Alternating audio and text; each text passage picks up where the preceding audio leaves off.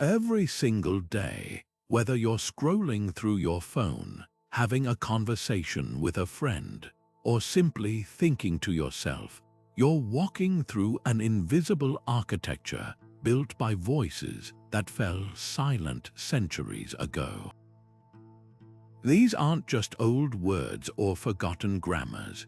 They are the very bedrock of our modern world, the hidden frameworks of philosophy, science, law, and art that we so often take for granted.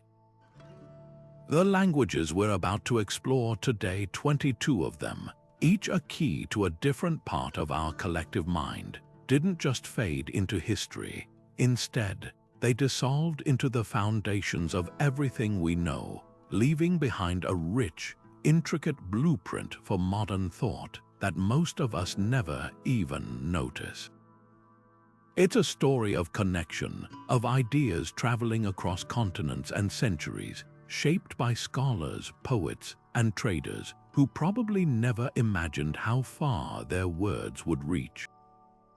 Picture this: a medieval monk meticulously copying a text in a silent scriptorium, an Arab scholar in Baghdad translating Greek philosophy under the glow of an oil lamp, a Viking poet composing verses under the northern lights about fate and honor.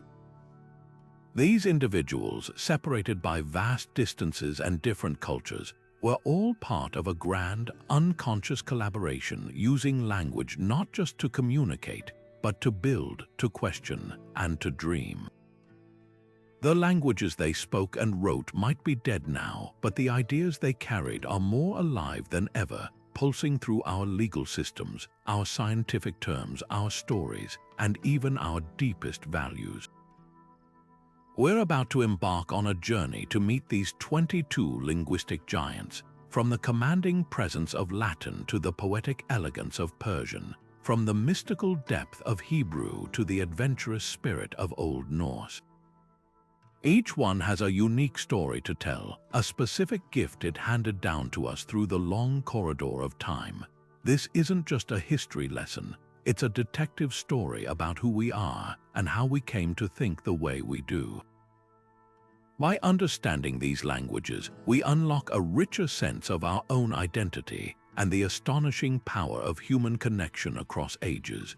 You'll discover how a word you use without a second thought might have sailed on a Viking longship, how a concept that feels modern was debated in a medieval court, and how the silent architects of our intellect still whisper in the margins of our daily lives. So settle in, open your mind, and get ready to see the familiar world around you in a completely new light.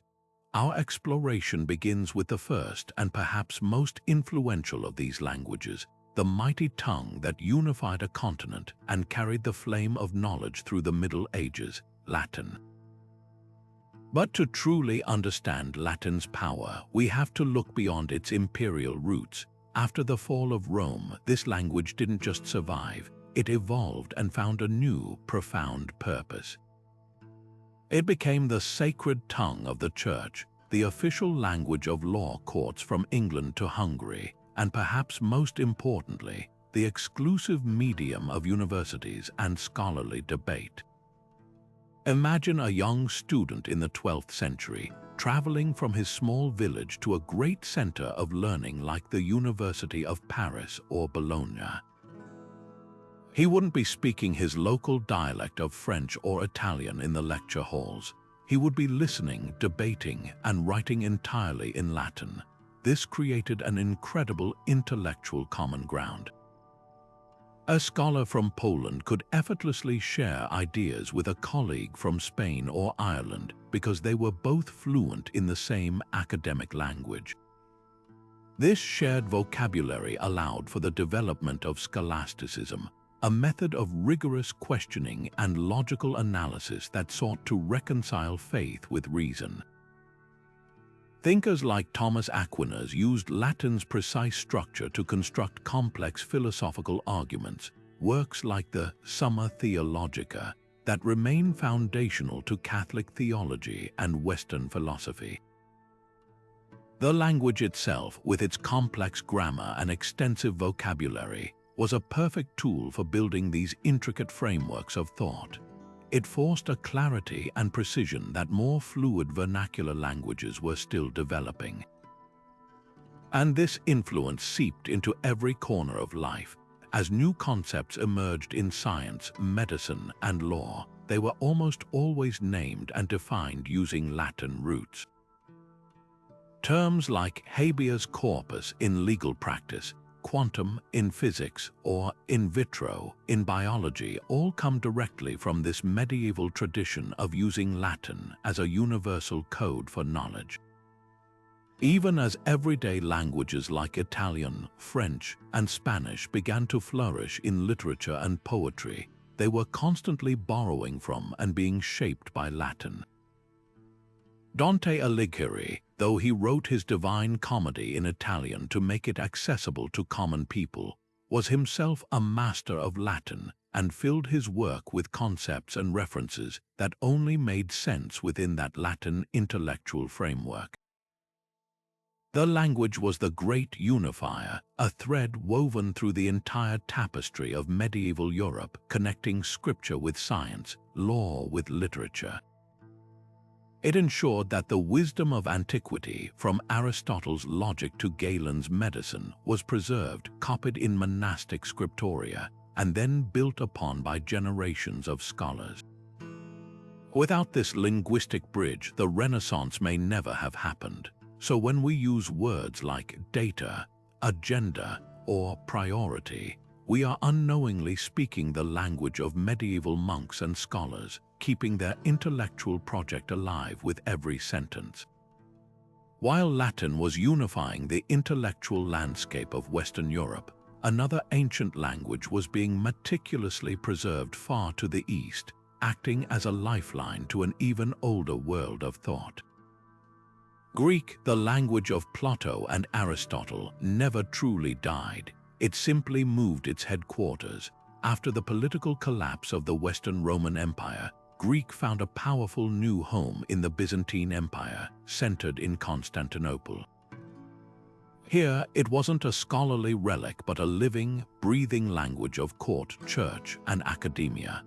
The Byzantine Empire considered itself the direct continuation of Rome, and it guarded the Hellenic intellectual tradition not as a museum piece, but as its own birthright.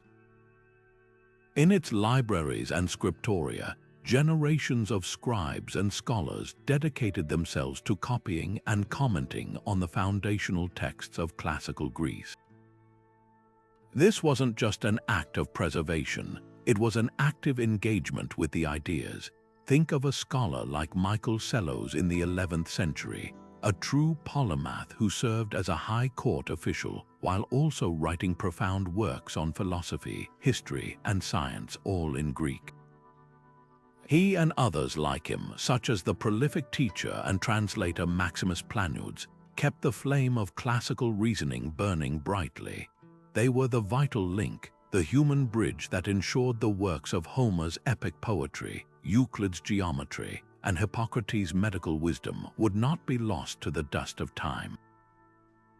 Their commentaries and encyclopedias distilled this ancient knowledge for their contemporaries, ensuring it remained relevant and accessible. The real turning point, however, came when this preserved treasure began to flow back into Western Europe. For centuries, much of this Greek knowledge had been inaccessible to Latin-speaking scholars. They knew of Aristotle's immense reputation, for instance, but often had only fragments or poor translations of his work. This began to change through several key channels. Sometimes it was through diplomatic contact, as delegations traveled between Constantinople and Western courts. Other times it was through the slow, patient work of translators operating in cultural crossroads like Sicily or southern Italy, regions that had once been Byzantine territories and still had Greek-speaking communities. But the most significant transfer often happened through conflict, ironically enough. The sacking of Constantinople by Crusaders in 1204, a tragic event in itself, resulted in a flood of Greek manuscripts suddenly arriving in the West as loot. These priceless books were a revelation. Scholars who had been working with limited resources suddenly had access to the original, full texts of Aristotle's physics and metaphysics, to Ptolemy's work on astronomy, and to Galen's detailed medical texts. This wasn't just about getting more information, it was about getting better, more precise information. The Latin translations made from these Greek originals were far superior to the older versions that had been translated from intermediary languages like Arabic. This reintroduction of pure Greek thought fundamentally reshaped the medieval intellectual world. The language itself, with its incredible precision and ability to form complex abstract nouns, was perfectly suited for nuanced philosophical and scientific discussion. Where Latin was excellent for law and logical argument, Greek offered a toolkit for describing the natural world and the realm of ideas with breathtaking specificity. Key terms that are the bedrock of modern science and philosophy entered the Western lexicon directly from these translations.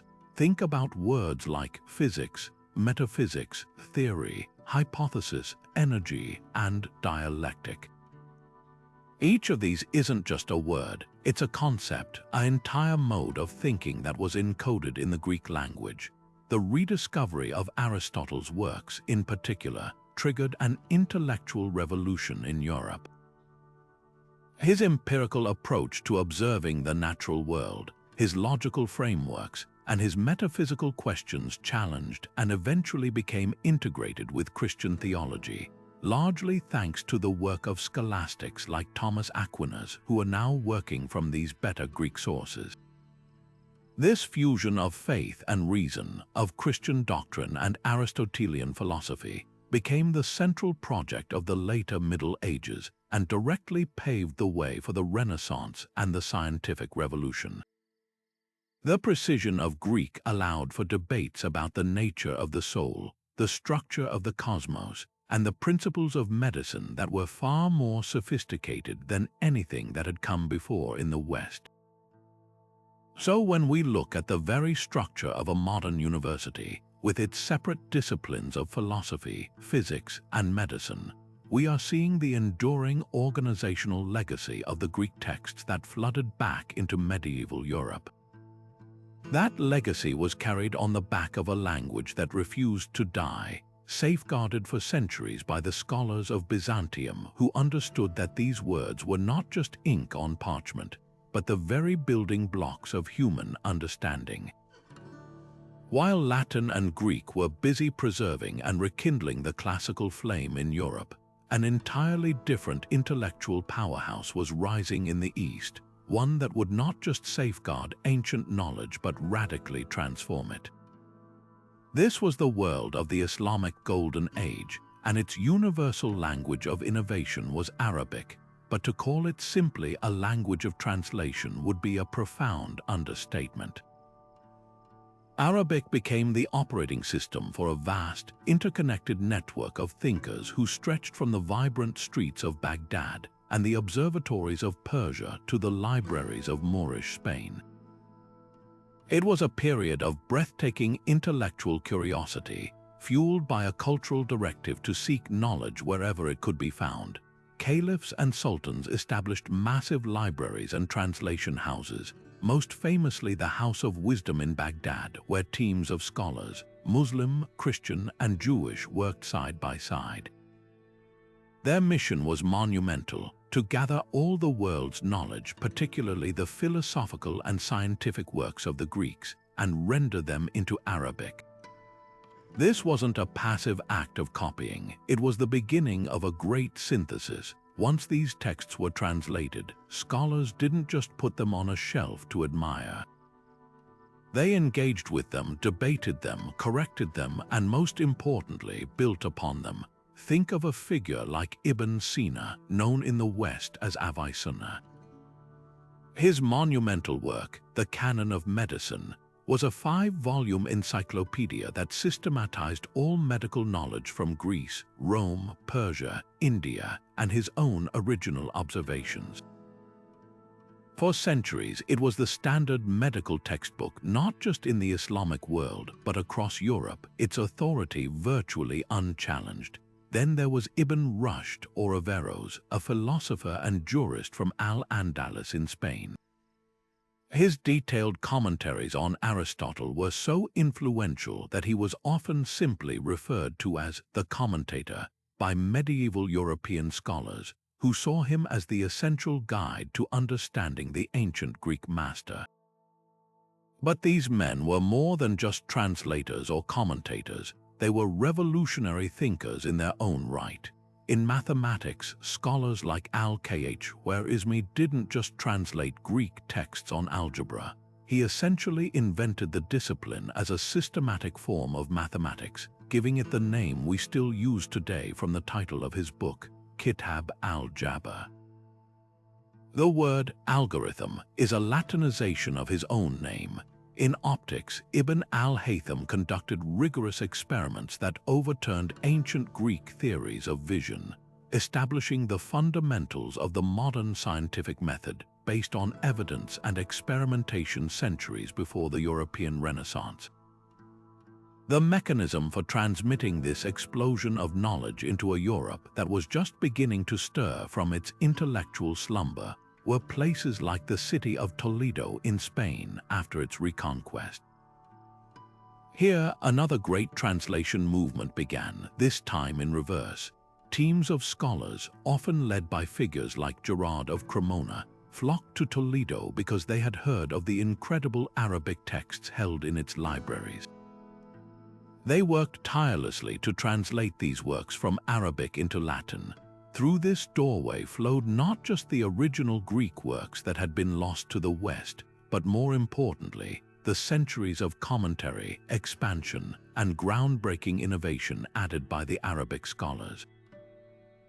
This is how Europe rediscovered a supercharged version of its own classical heritage, now expanded with new numbers, the Hindu-Arabic numeral system we use today, which replaced cumbersome Roman numerals and revolutionary concepts in astronomy, chemistry, and medicine. The very vocabulary of modern science is littered with these Arabic loans, silent markers of this immense debt. Words like alkali, alchemy, zenith, nadir, alembic, and elixir all entered European languages through these translated texts, each one a tiny monument to a time when Arabic was the undisputed language of human progress. This was not a simple hand-off of a baton. It was a complex, collaborative effort across cultures and centuries that fundamentally built the bedrock upon which the later scientific revolution would stand. The scholars of medieval Europe, suddenly armed with this enriched and advanced knowledge, were now standing on the shoulders of giants who wrote in Arabic. Now, as we shift our gaze from the scientific powerhouse of Arabic, we enter a world where language becomes a canvas for the soul, a realm where logic and devotion intertwine through the sheer beauty of words. This is the world of medieval Persian, a language that refused to be confined by empire or dogma, instead blossoming into a universal voice for the deepest human emotions and most profound spiritual yearnings. While Arabic was the language of the laboratory and the legal text, Persian became the language of the heart and the court, crafting a legacy of poetic and philosophical expression that would captivate the world for centuries. Its golden age wasn't just a period of literary production.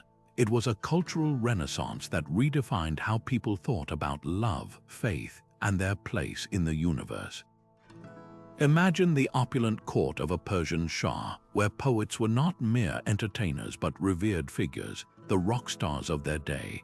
They held audiences spellbound with verses that explored the complexities of power, the fragility of life, and the intoxicating pain of love.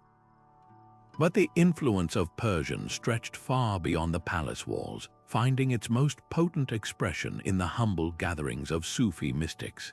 In these circles, language was a tool not for boasting or conquest, but for transcendence. Persian became the perfect vessel for Sufism's central quest, to describe the indescribable, to map the journey of the soul toward union with the divine. It did this through a breathtaking fusion of imagery, where earthly love became a metaphor for spiritual longing, and a cup of wine could symbolize the intoxicating joy of divine presence. This wasn't just poetry, it was a sophisticated philosophical system disguised in some of the most beautiful verses ever composed. No figure embodies this synthesis more completely than Jalaluddin Rumi. A theologian and jurist who experienced a profound spiritual awakening, Rumi poured his entire being into a vast ocean of Persian verse. His Masnavi, a sprawling 6-volume poetic work, is often called the Quran in Persian, not for its religious lore but for its deep mystical insight. Rumi used everyday stories, a merchant losing his parrot, a man knocking on a friend's door, to unravel the deepest mysteries of existence. His concept of love was revolutionary. It was a cosmic force, an active and burning desire that could dissolve the ego and connect the individual directly to God. This idea, expressed with such passion and accessibility in Persian, traveled effortlessly across cultures, resonating with anyone who had ever felt a yearning for something greater than themselves. Centuries later, his words would find a new home in the West, making him one of the most widely read poets in the modern world, a testament to the timeless power of the language he used. Alongside this mystical current ran a powerful thread of rationalism and existential questioning, best exemplified by Omar Khayyam. Though known in the West mostly for his romanticized Rubaiyat, translated by Edward Fitzgerald, Khayyam was a brilliant mathematician and astronomer in his own right. His quatrains, however, reveal a different kind of genius, a philosophical skeptic who gazed at the stars and saw not divine order, but a vast and indifferent universe. His poetry is filled with a poignant awareness of life's brevity, a gentle urging to seize the moment and find meaning not in dogma, but in human connection and the simple beauty of a glass of wine. This blend of scientific intellect and poetic melancholy created a unique form of existential thought, centuries before the term was ever coined. He used the concise, potent form of the rubai to ask the biggest questions, demonstrating that Persian was as capable of profound doubt as it was of fervent belief. The literary forms perfected by these masters became gifts to the world. The ghazal, a short lyric poem traditionally dealing with themes of love, loss, and separation, was refined to its highest expression in Persian. Its structure, with a repeating rhyme and a signature couplet that often contained the poet's pen name, created a mesmerizing rhythm that made complex emotions feel immediate and universal. Then there was the Masnavi, a long narrative poem in rhyming couplets, which allowed for the development of elaborate allegories. These weren't just stories, they were intricate philosophical puzzles. Works like Attar's Conference of the Birds used the journey of a flock of birds seeking their king as an allegory for the soul's arduous path to enlightenment, a concept that would deeply influence later Western literature and psychology. This intellectual and artistic richness made Persian the language of prestige and diplomacy across a huge swath of the world. From the Ottoman courts in Turkey to the Mughal empires of India, Persian was the language of administration, high culture, and refined conversation. Its vocabulary soaked into languages like Urdu, Turkish, and even Arabic, leaving behind a trail of elegant loanwords. Concepts of chivalry, etiquette, and artistic patronage defined by Persian culture became the ideal for rulers from Istanbul to Delhi. This wasn't a dissemination through conquest, but through sheer cultural attraction. The world wanted what Persian had, a way to articulate the most complex inner experiences with grace, intelligence, and soul. It offered a model of how to live a life of both passion and thought, a legacy that would quietly nourish the roots of European Romanticism and modern existentialism, reminding us that the search for meaning is itself a form of poetry. While Persian poets were exploring the cosmos of the heart, a parallel revolution of the mind was unfolding in a language that had been sacred for millennia, undergoing a stunning transformation from ancient ritual tongue to a dynamic medium of medieval reason and mystery. Hebrew, the language of the Bible, experienced what scholars call its medieval renaissance. This wasn't a simple revival, it was a metamorphosis. For centuries, Hebrew had been primarily a liturgical language, the holy vessel for prayer and scripture. But in the Middle Ages, particularly in the vibrant, intellectually fertile world of Al-Andalus Islamic Spain, it was reborn. Jewish thinkers, living as a minority within both Islamic and Christian civilizations, began to use Hebrew for a breathtaking new purpose: to wrestle with the biggest questions of existence, to build bridges of understanding with their Muslim and Christian neighbors, and to plumb the deepest mysteries of faith through a revolutionary mystical system. This transformed Hebrew into a powerful engine of philosophical and spiritual dialogue, a language that didn't just preserve tradition, but actively expanded the horizons of human thought. At the forefront of this rationalist revolution was Moses Maimonides, a physician, rabbi, and philosopher born in Cordoba. His magnum opus, The Guide for the Perplexed, written in Arabic but immediately translated into Hebrew for a Jewish audience across Europe, is a monumental work of intellectual synthesis. Imagine a deeply faithful individual, well-versed in the Torah and Talmud, who then encounters the powerful rational philosophies of Aristotle and his Islamic interpreters like Avicenna and Averroes. This collision of worlds could create a crisis of faith.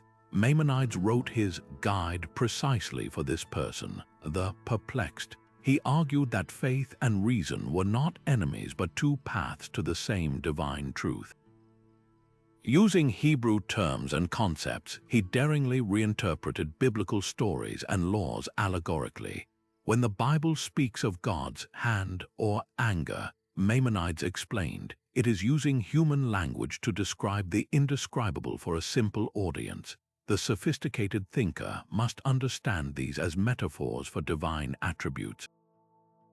This project of reconciling scripture with philosophy was radical, and it sparked debates that raged for centuries within Jewish communities and beyond.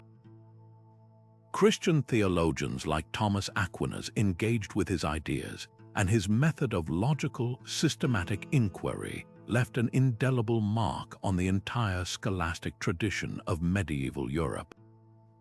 Yet at the very same time, in a different corner of the Jewish world, a completely different but equally profound exploration was happening.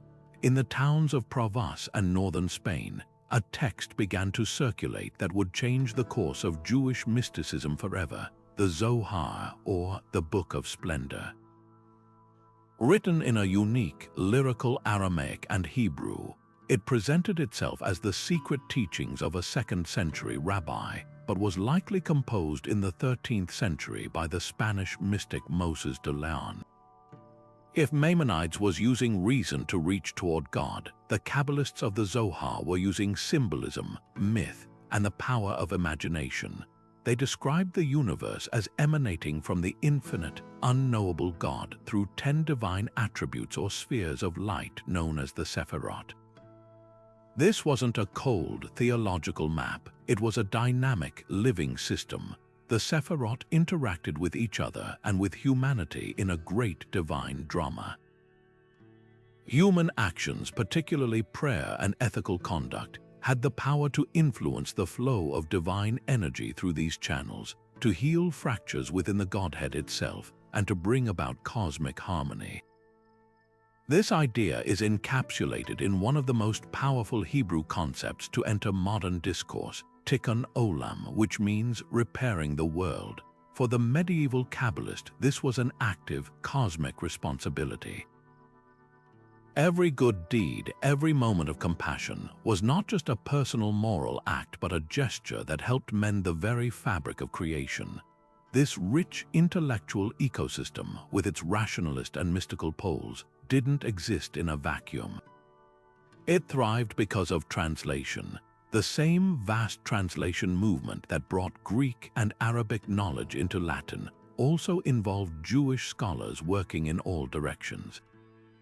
They translated philosophical and scientific texts from Arabic into Hebrew, making the works of Islamic thinkers available to Jewish audiences across Europe who didn't read Arabic.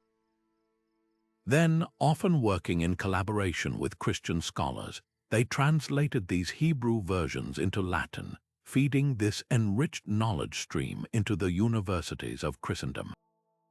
In this way, a Jewish scholar in Toledo could be studying a text by the Muslim philosopher Al-Farabi in Hebrew translation, while simultaneously discussing its implications with a Christian colleague.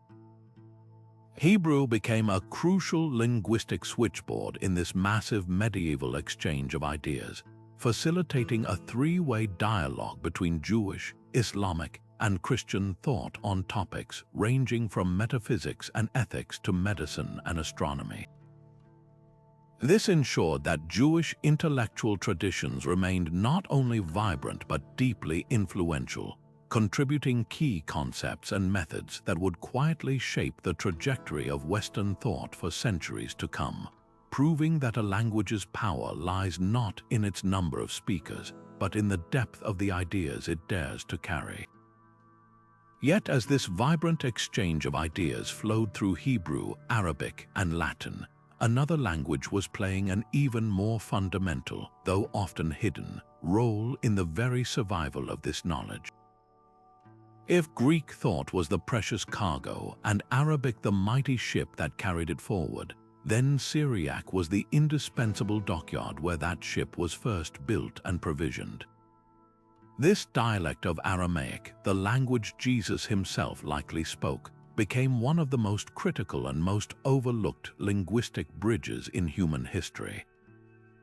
Its story begins not in grand imperial courts, but in the humble monasteries and scholarly schools that dotted the landscape of the Near East, in places like Edessa and Nisibis, which became veritable powerhouses of intellectual preservation. In the turbulent centuries following the decline of the Roman Empire in the West, when Greek literacy was fading in Europe, a dedicated community of Syriac-speaking Christians took on a monumental task. They were deeply immersed in the Hellenistic culture that had spread eastward with Alexander the Great, and they recognized the immense value of the Greek philosophical and scientific tradition. So they began to translate. Systematically, meticulously, they rendered the foundational texts of Aristotle, Plato, Galen, and Euclid from Greek into their own Syriac tongue. This wasn't a casual project, it was a sacred mission to safeguard what they saw as the pillars of human wisdom. These translations were acts of incredible scholarly precision. The Syriac language, with its Semitic roots and structure, was quite different from Greek, so the translators had to invent new terms and phrases to capture complex philosophical concepts. In doing so, they effectively created a new vocabulary for abstract thought within their own linguistic tradition. The school of Nisibis and the school of Edessa became renowned centers of learning, attracting scholars from across the region who were fluent in both Greek and Syriac. They didn't just translate word for word, they produced commentaries, summaries, and teaching guides, ensuring that this knowledge wasn't just preserved as a relic, but remained a living, breathing part of their own theological and philosophical education. For generations, this vast library of knowledge existed primarily in Syriac, a quiet but formidable reservoir of classical learning, safely stored away while Western Europe underwent its own transformations. The true turning point came with the rise of the Abbasid Caliphate and the dawn of the Islamic Golden Age in Baghdad. the Muslim rulers, driven by an insatiable appetite for knowledge, sought out all the wisdom of the ancient world. And who were the custodians of the Greek scientific and philosophical tradition right on their doorstep? The Syriac Christian scholars. A massive state-sponsored translation movement began, but this time the flow was from Syriac into Arabic. Hunayn ibn Ishaq, a Nestorian Christian physician and one of the most brilliant translators in history, was put in charge of the translation efforts at the House of Wisdom. He was a master of Syriac, Greek, and Arabic. His method was revolutionary. Instead of translating directly from Greek to Arabic, he would often first translate the Greek text into Syriac, his native tongue, to fully grasp its nuanced meaning. Then he would translate that Syriac version into elegant, sophisticated Arabic. This two-step process ensured a far higher degree of accuracy and clarity than a direct translation might have allowed. Through the work of Hunayn and his colleagues, the entire corpus of Greek medicine, including the works of Galen, and vast portions of Greek philosophy, including Aristotle, were transferred into Arabic via the Syriac intermediary. Without this Syriac bridge, the Islamic world's engagement with Greek thought would have been vastly slower, poorer, and potentially filled with errors. The vibrant intellectual culture that gave us Avicenna and Averroes literally stood on the shoulders of these Syriac-speaking scholars.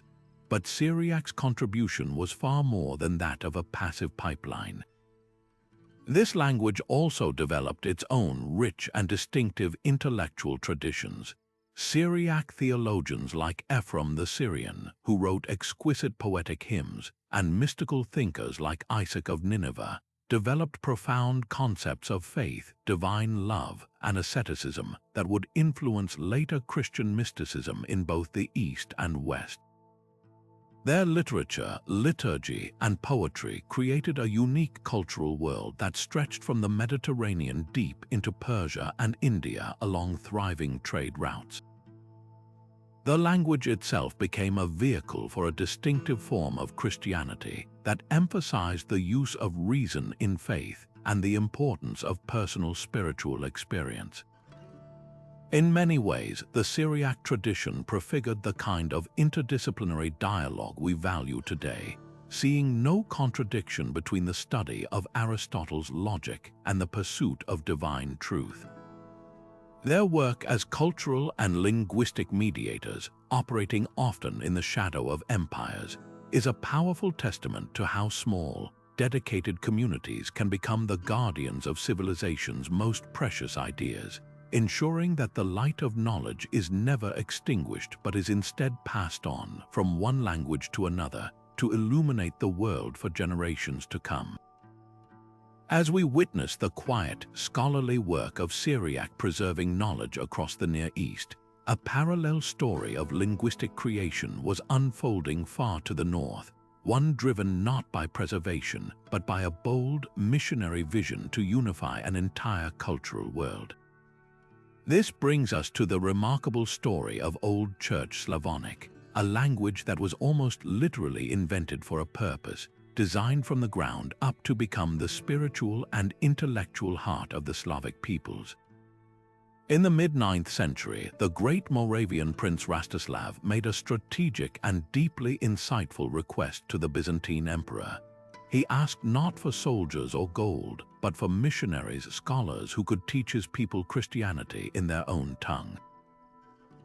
He understood that to adopt a new faith, it had to be understood, to feel native, not imposed in a foreign language like Latin or Greek. The emperor chose two brilliant brothers from Thessalonica, Cyril and Methodius, for this monumental task. They were not just holy men, they were exceptional linguists and diplomats. Their first and most revolutionary act was one of pure creation. To capture the unique sounds of the local Slavic dialects, Cyril devised an entirely new alphabet. This was the Glagolitic script, a beautifully intricate writing system with characters that held both phonetic and symbolic Christian meaning. This act was profound.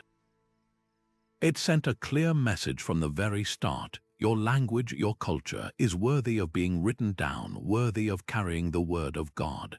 It was an immense gesture of respect that would define the project. Armed with this new tool, the brothers began the Herculean work of translation. They didn't just translate a few prayers, they rendered the entire liturgy, the Bible, and vital legal and ecclesiastical texts into this new literary language, which we now call Old Church Slavonic.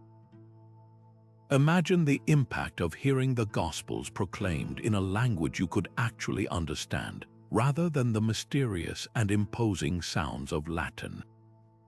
This was a democratization of faith and knowledge on a massive scale. It allowed Christianity to sink deep roots into Slavic soil, not as a foreign import but as a faith that spoke directly to the people. The language itself was a masterful blend. Its vocabulary was heavily influenced by Greek, especially for theological and abstract concepts, connecting the Slavic world directly to the sophisticated intellectual traditions of Byzantium. Yet its grammar and core structure were firmly rooted in the Slavic vernacular, making it accessible and resonant. This fusion created a powerful cultural bridge, allowing Slavic societies to access the advanced civilization of the Byzantine Empire while still maintaining their own linguistic identity. Though the brothers' mission in Great Moravia faced political opposition and ultimately was sidelined by Latin Rite priests, their legacy was far from over. Their disciples, exiled and persecuted, found a fervent welcome in the Bulgarian Empire under Tsar Boris I. It was here that their work truly flourished and found a permanent home.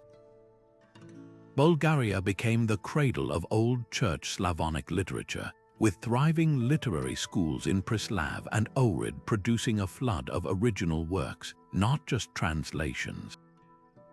This is a crucial point.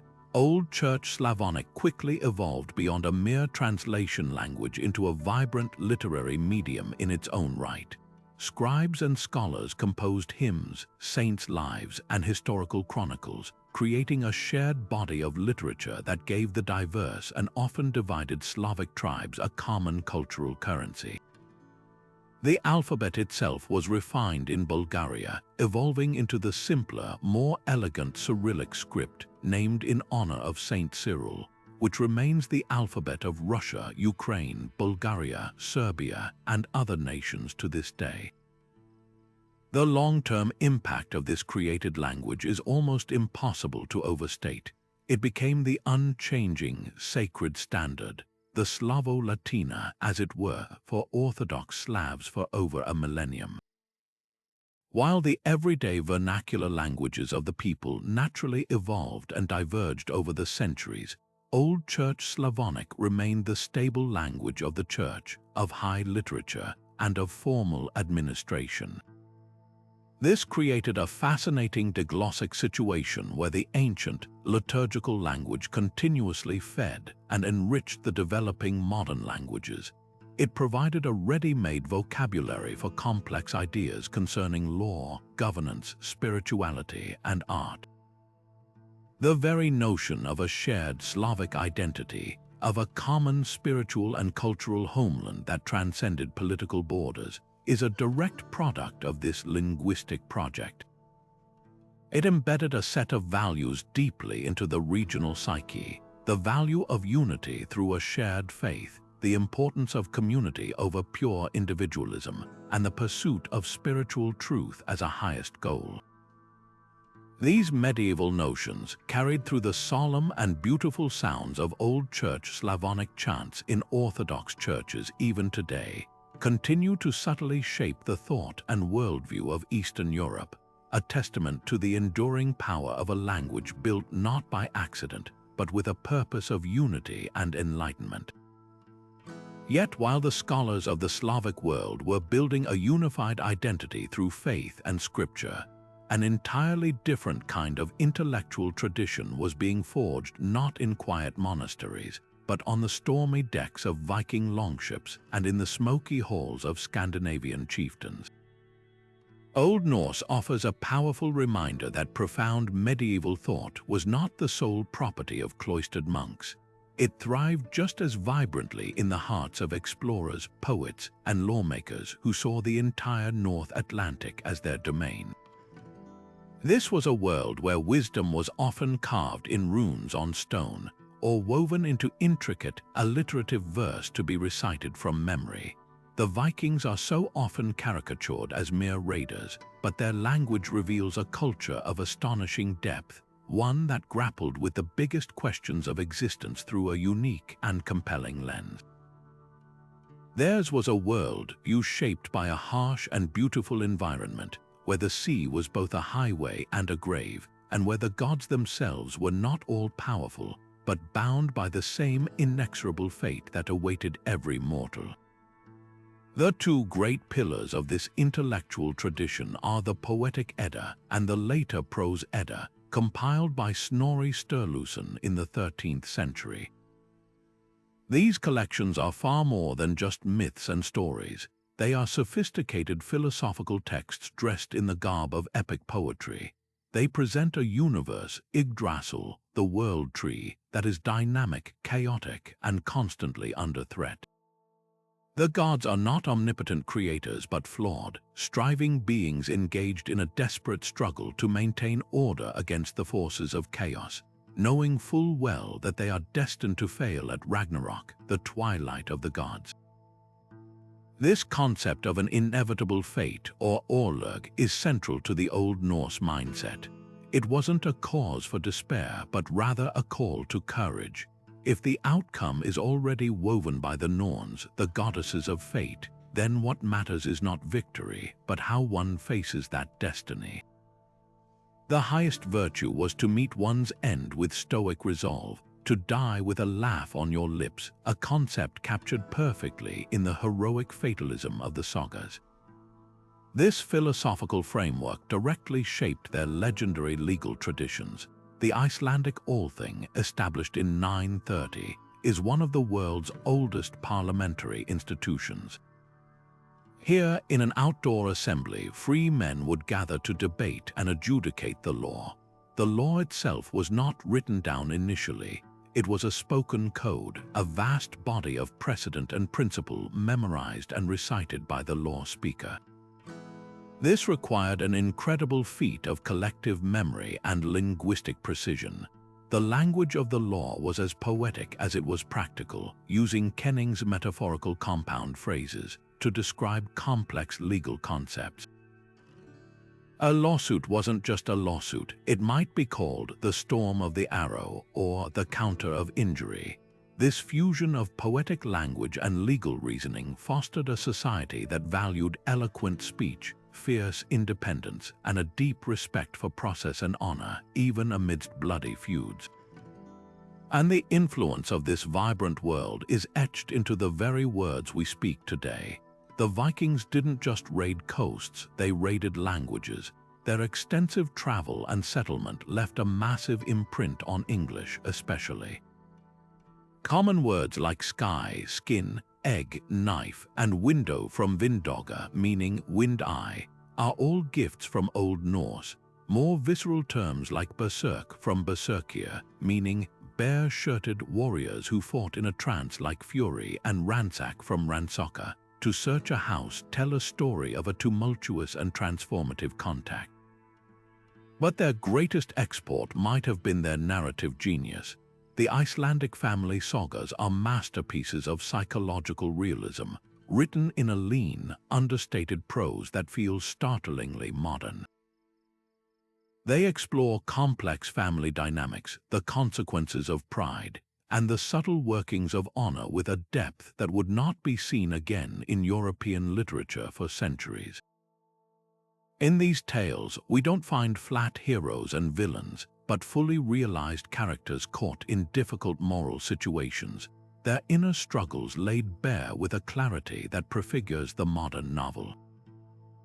This legacy of the Viking tongue shows us a culture that viewed life as a great saga, a perilous voyage where wisdom, law, and story were the essential tools for navigating a world both glorious and grim. Moving from the cold northern sagas to the sun-baked sands of Egypt, we encounter a language that holds within it the whispered secrets of one of history's most profound spiritual revolutions. Coptic is a language of paradox and preservation. It represents the final, magnificent flowering of ancient Egyptian civilization, a linguistic phoenix that rose from the ashes of pharaonic culture only to become the primary vessel for a radical new faith, Christianity. To understand Coptic is to understand a world in dramatic transition, where the old gods of Egypt were slowly giving way to the new God of the Christians, and where the very words used to describe the divine were being reinvented. This wasn't a simple replacement, it was a fascinating fusion. The Coptic language is, in its very bones, ancient Egyptian. Its grammar and core vocabulary are the direct descendants of the language spoken by the builders of the pyramids and the scribes of the pharaohs. But its soul was reshaped by outside forces. The script itself is a powerful symbol of this cultural blending. Instead of continuing to use the complex hieroglyphic or demotic scripts, Coptic adopted the Greek alphabet, adding 7 new letters derived from demotic to capture sounds unique to the Egyptian tongue.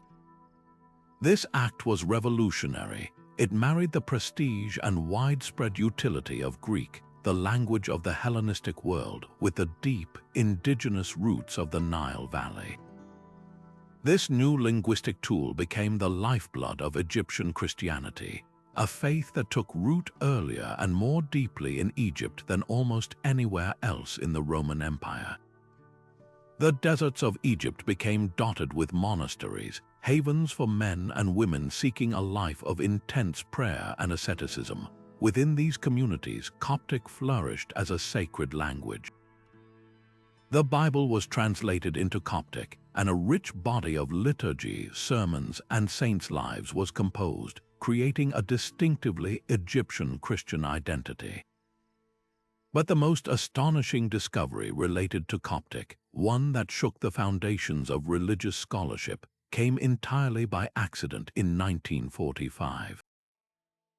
Near the town of Nag Hammadi, a farmer digging for fertilizer stumbled upon a large clay jar buried in the earth. Inside, he found not treasure, but 13 leather-bound codices containing over 50 texts. This was the Nag Hammadi Library. These manuscripts, written in Coptic, were translations of much earlier Greek works, and they contained a collection of Gnostic gospels and writings that had been lost for over a millennium. Texts like the Gospel of Thomas, the Gospel of Philip, and the Secret Book of John presented a Christianity vastly different from the one that became orthodox. They emphasized personal, mystical knowledge, gnosis in Greek, as the path to salvation over simple faith or ecclesiastical authority. In these texts, Jesus is less a savior who dies for sins and more a wisdom teacher who reveals the divine spark within each person. The existence of this library, preserved in Coptic, was a thunderclap for historians. It revealed an early Christian world that was far more diverse, more intellectually adventurous, and more theologically complex than anyone had imagined from the winning side's writings.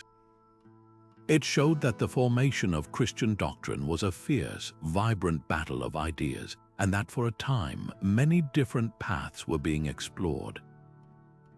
The Gnostics, whose thoughts were preserved in these Coptic texts, asked profound philosophical questions about the nature of evil, the origin of the material world, and the relationship between the human and the divine.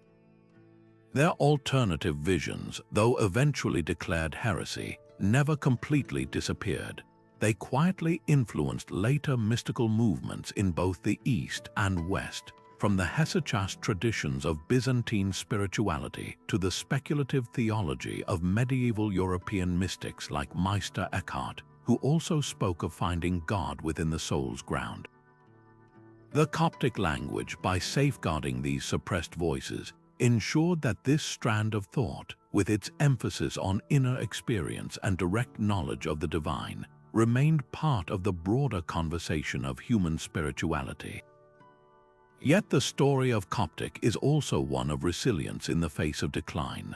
Following the Arab conquest of Egypt in the 7th century, Arabic gradually became the language of daily life, administration, and high culture. Coptic retreated, but it never died.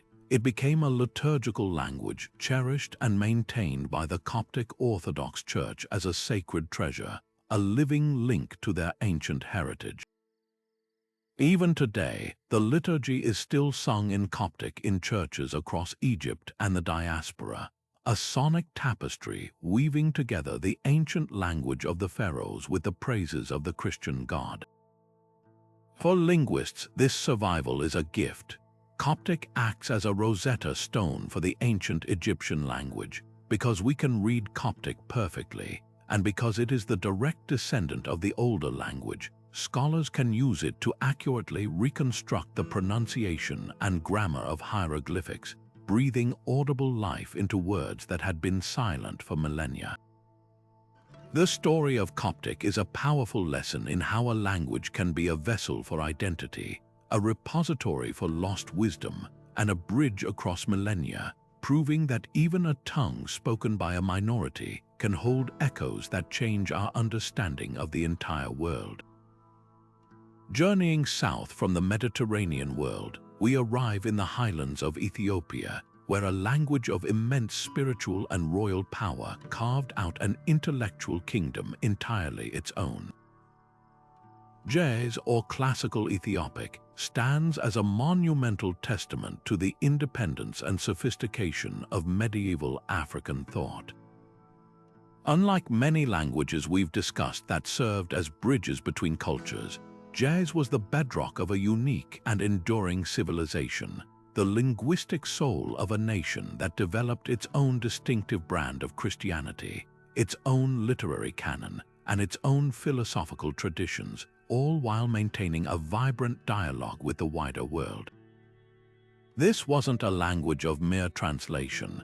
It was a language of creation, weaving together indigenous African traditions with imported religious ideas to forge something completely new and powerful. The crowning achievement of Ge'ez literature is undoubtedly the Kebra Nagast, or the Glory of the Kings. Composed in its current form during the 14th century, this epic text is far more than a religious manuscript. It is the foundational mythos of the Ethiopian nation itself. It masterfully blends biblical narratives with local legends and ancient Arabian traditions to tell a breathtaking story. The central narrative recounts the visit of the Queen of Sheba, or Maikda as she is known in Ethiopia, to King Solomon in Jerusalem. From their union, the story goes, a son was born, Menelik I. Upon reaching adulthood, Menelik travels to Jerusalem to meet his father. But the story's pivotal moment comes when Menelik and his retinue, divinely assisted, secretly take the Ark of the Covenant from the temple in Jerusalem and bring it back to Ethiopia. This single act, according to the Kebra Nagast, transferred God's covenant from the ancient Israelites to the Ethiopian people, establishing their Solomonic dynasty of emperors as the new chosen rulers under divine mandate. This wasn't just a cool story, it was a profound political and theological statement. It positioned Ethiopia as a new Zion, a sacred nation whose monarchs were direct descendants of Solomon and guardians of the most holy object in creation. This narrative provided an unshakable ideological foundation for Ethiopian kingship for centuries, creating a sense of divine destiny and national identity that was utterly unique in the medieval world. Beyond this epic, Ge'ez was the medium for an astonishingly rich and diverse literary culture. A vast body of original theological works, philosophical commentaries, and intricate legal codes were composed in the language. Monastic scholars produced detailed hagiographies of saints, exploring concepts of asceticism and divine connection that echoed the Desert Fathers, but with a distinctly Ethiopian flavor. The language itself, with its elegant and complex script known as Fidel, was perfectly suited for this deep intellectual work. Its structure allowed for nuanced expressions of faith and law, embedding within the very grammar of the state a sense of sacred order and covenant responsibility. The concept of kingship was not one of mere power, but of a solemn pact between the ruler, the people, and God, a theme that resonates through Jez literature and continues to influence Ethiopian conceptions of governance. Yet for all its fierce independence, the Jez intellectual tradition was never isolated. Ethiopia was a connected kingdom, aware of the wider theological and philosophical debates swirling around the Mediterranean. Jez served as a crucial medium for cross-cultural exchange, acting as a linguistic gateway between Africa and the broader scholarly world. Ethiopian scholars, particularly those of the Aksumite era, engaged in the translation of texts from Greek and Arabic into Jez. This included not only religious texts but also works on medicine, astronomy, and geography. This act of translation wasn't a one-way street. It was an act of appropriation and adaptation.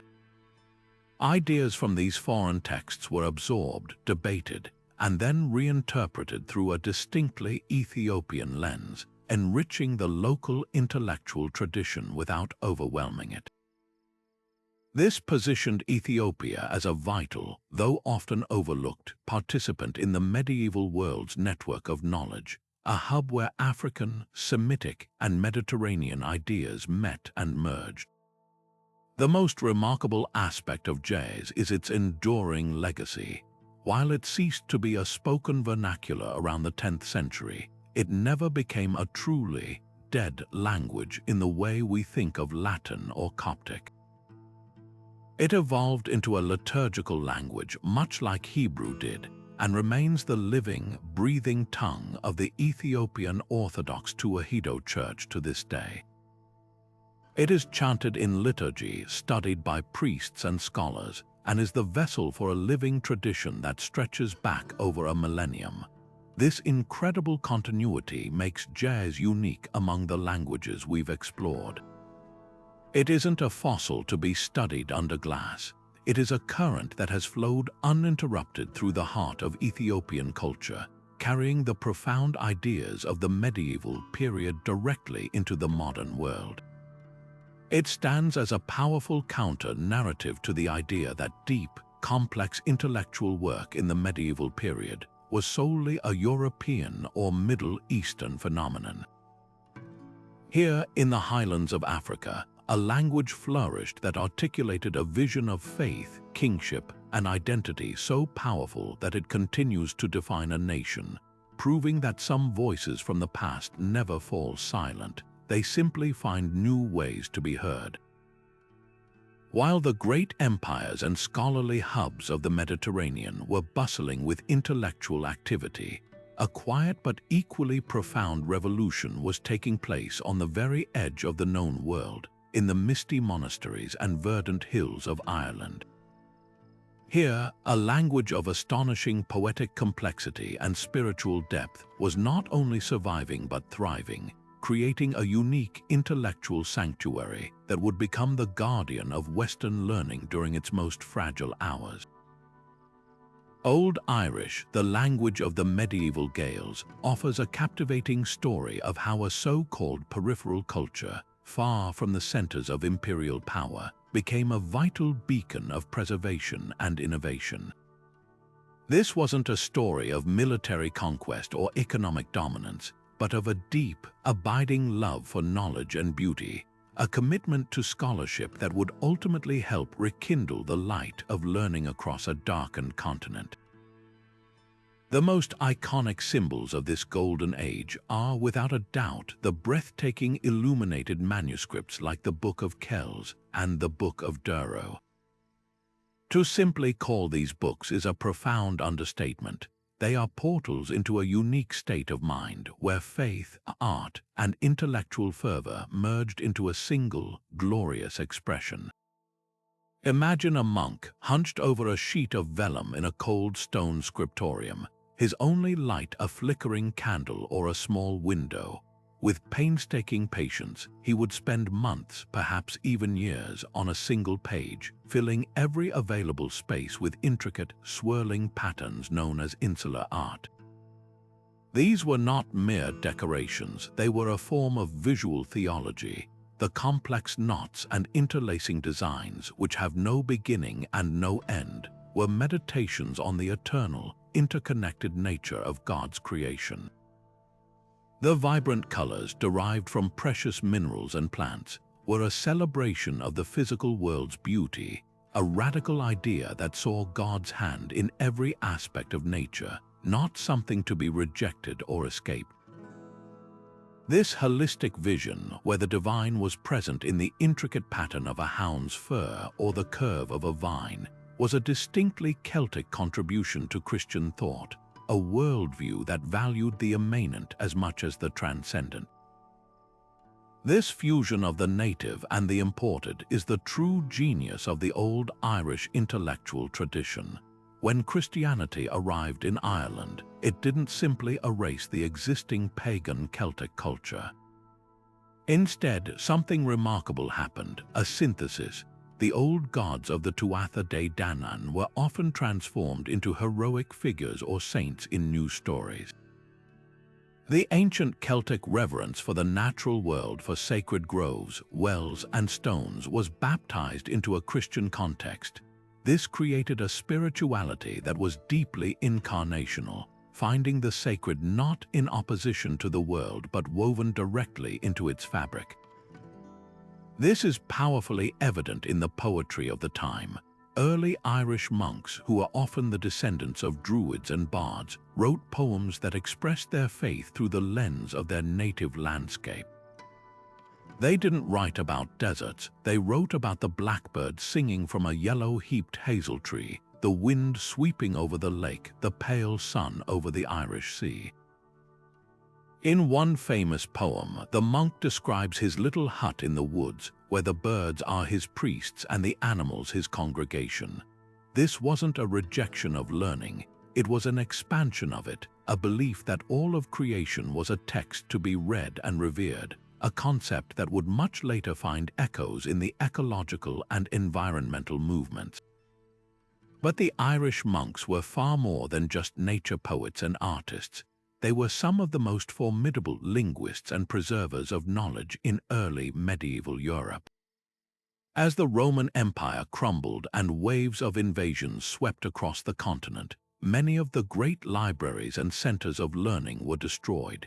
Literacy and the knowledge contained in classical Latin texts were in grave danger of being lost forever. It was at this precise moment that Irish monks, who had mastered Latin as the language of their new faith, embarked on one of the most ambitious rescue missions in history. They didn't just stay in Ireland, they fanned out across Europe, establishing monasteries in places like Luxeuil in France, Bobbio in Italy, and St. Gall in Switzerland. These monasteries became new arcs of civilization. The Irish monks, with their renowned skills in calligraphy and their zeal for learning, dedicated themselves to copying every manuscript they could find. They preserved not only the Bible and the writings of the Church Fathers, but also the vital works of Latin poets like Virgil, historians like Tacitus, and grammarians like Priscian. In many cases, the oldest surviving copies of these crucial classical texts exist today only because an Irish monk, over 1,000 years ago, took the time to meticulously copy them, ensuring their survival for future generations. The native Old Irish language itself was a vehicle for a unique literary tradition that would deeply influence European storytelling. The great epic cycles, like the Ulster cycle with its hero Cu Chulainn, were written down by monastic scribes. These weren't dry historical records, they were sophisticated narratives exploring complex themes of heroism, loyalty, and fate. They are filled with what the Irish called imrama, or voyage tales, stories of heroes like Brendan the Navigator who set out in small boats on the open ocean, seeking a mysterious promised land of wonders. These tales of otherworldly journeys, of crossing thresholds into magical realms, captured the European imagination. They provided a narrative template that would eventually be adapted and absorbed into the Arthurian romances of the continent, shaping the medieval concept of the quest. The sense of wonder, the connection to a mystical landscape, and the exploration of the heroic psyche found in these old Irish tales are the deep roots of what would later flower into the Romantic movement and even modern fantasy literature.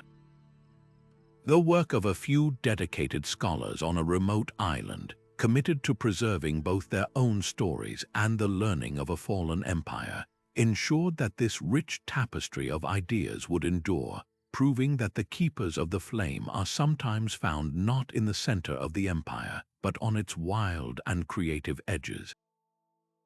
But just as the poetic and legal traditions of Old English were solidifying a cultural identity in Britain, a parallel transformation was unfolding across the North Sea, where a language of equal depth and complexity was being forged in the heart of continental Europe.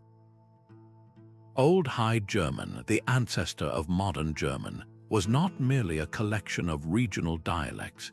It was a linguistic crucible where ancient pagan worldviews collided with the new intellectual framework of Christianity, producing a unique and profound synthesis of thought. This process was not a quiet absorption of ideas, but an active, often turbulent, engagement that would shape the philosophical and theological landscape of the Germanic world for centuries to come. The challenge faced by scholars and monks was monumental: how to translate the abstract, Mediterranean-born concepts of Christian scripture and classical philosophy into a language whose native spirit was rooted in the heroic fatalism of sagas, the concrete realities of the forest, and the sturdy virtues of a warrior society. The gap between the two worlds was vast, and bridging it required nothing less than the invention of a new intellectual vocabulary. The monumental effort of this translation project is best embodied by a remarkable monk and teacher named Notker Labio, who worked at the Abbey of St. Gall in the early 11th century. Recognizing that his German-speaking students struggled with the complexities of Latin texts, Notker embarked on an ambitious program to translate key works of logic, rhetoric, and the Psalms into Old High German. But he did far more than simply find equivalent words. He created them. When faced with a Latin term like persona, a loaded theological concept referring to the persons of the Trinity, or essentia, meaning essence or being, Notker had to craft new German compounds that could carry the philosophical weight. He is credited with coining terms like Durchdachten, meaning to think through something thoroughly, a concept essential for logical disputation. This was an act of intellectual alchemy, transforming the very metal of the German language to make it capable of handling the most sophisticated ideas of the age. Through his work and that of others, Old High German began to develop its own capacity for abstraction and nuanced argument, laying the grammatical and conceptual groundwork for the future giants of German philosophy. This burgeoning intellectual energy found powerful expression not in dry theological tracts, but in the region's epic poetry. The Hildebrandslied, or Lay of Hildebrand, is a fragmentary but devastatingly powerful poem that encapsulates the central moral conflict of its age. It tells the story of Hildebrand, a warrior who returns home from exile only to be forced into a duel by a young champion guarding the border, a champion who turns out to be his own son, Hadebrand.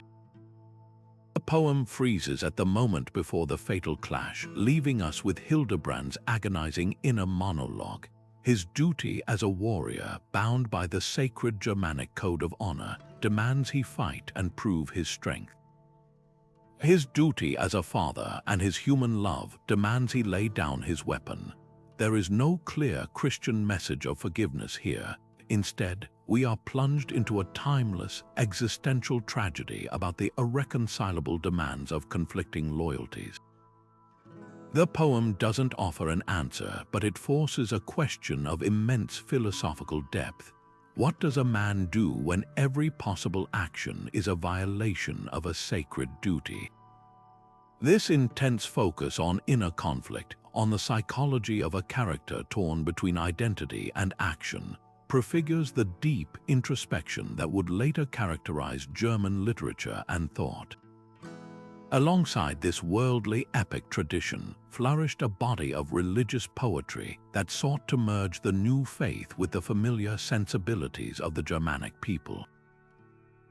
The Mysticism, an epic poem about the end of the world and the Last Judgment, is a fascinating hybrid.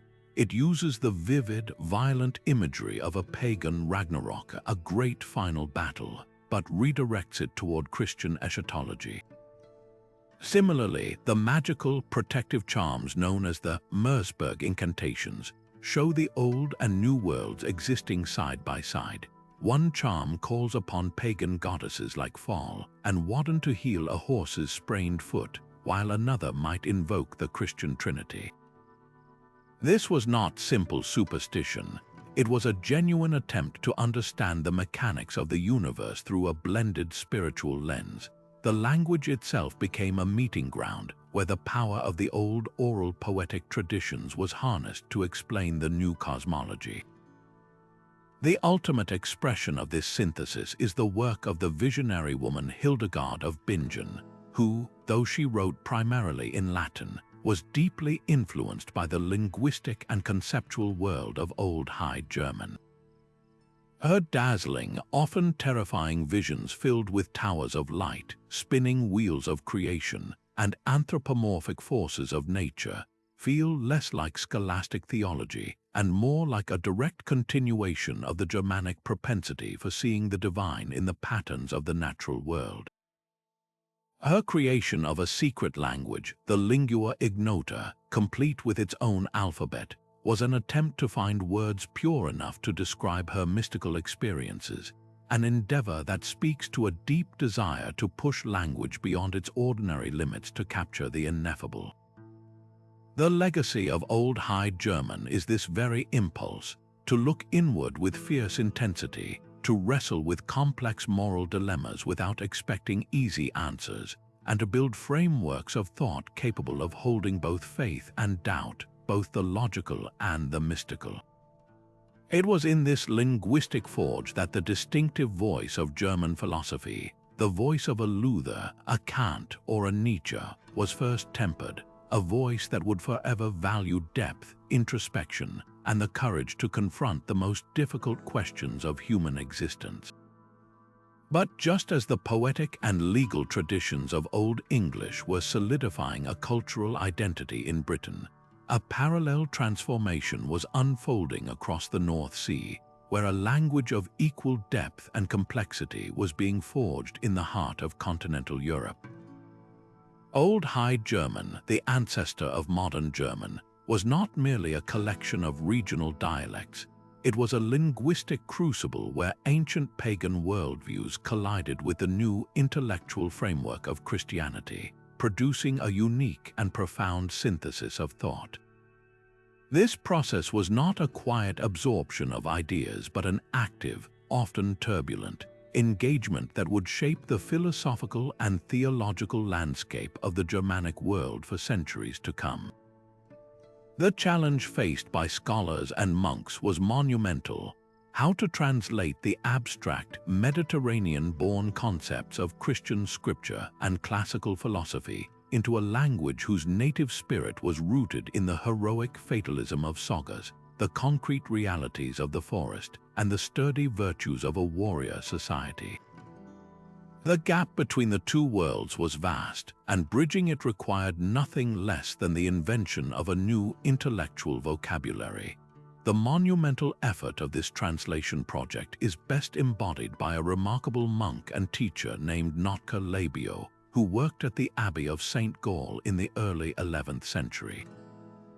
Recognizing that his German-speaking students struggled with the complexities of Latin texts, Notker embarked on an ambitious program to translate key works of logic, rhetoric, and the Psalms into Old High German. But he did far more than simply find equivalent words, he created them. When faced with a Latin term like persona, a loaded theological concept referring to the persons of the Trinity, or essentia, meaning essence or being, Notker had to craft new German compounds that could carry the philosophical weight. He is credited with coining terms like Durchdachten, meaning to think through something thoroughly, a concept essential for logical disputation. This was an act of intellectual alchemy, transforming the very metal of the German language to make it capable of handling the most sophisticated ideas of the age. Through his work and that of others, Old High German began to develop its own capacity for abstraction and nuanced argument, laying the grammatical and conceptual groundwork for the future giants of German philosophy. This burgeoning intellectual energy found powerful expression not in dry theological tracts, but in the region's epic poetry. The Hildebrandslied, or Lay of Hildebrand, is a fragmentary but devastatingly powerful poem that encapsulates the central moral conflict of its age. It tells the story of Hildebrand, a warrior who returns home from exile only to be forced into a duel by a young champion guarding the border, a champion who turns out to be his own son, Hildebrand. The poem freezes at the moment before the fatal clash, leaving us with Hildebrand's agonizing inner monologue. His duty as a warrior, bound by the sacred Germanic code of honor, demands he fight and prove his strength. His duty as a father and his human love demands he lay down his weapon. There is no clear Christian message of forgiveness here. Instead, we are plunged into a timeless, existential tragedy about the irreconcilable demands of conflicting loyalties. The poem doesn't offer an answer, but it forces a question of immense philosophical depth. What does a man do when every possible action is a violation of a sacred duty?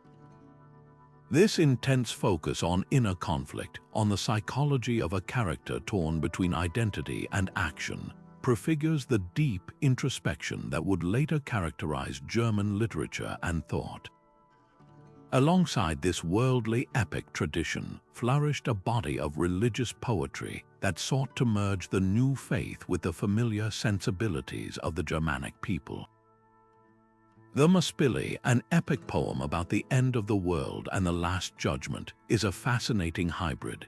It uses the vivid, violent imagery of a pagan Ragnarok, a great final battle, but redirects it toward Christian eschatology.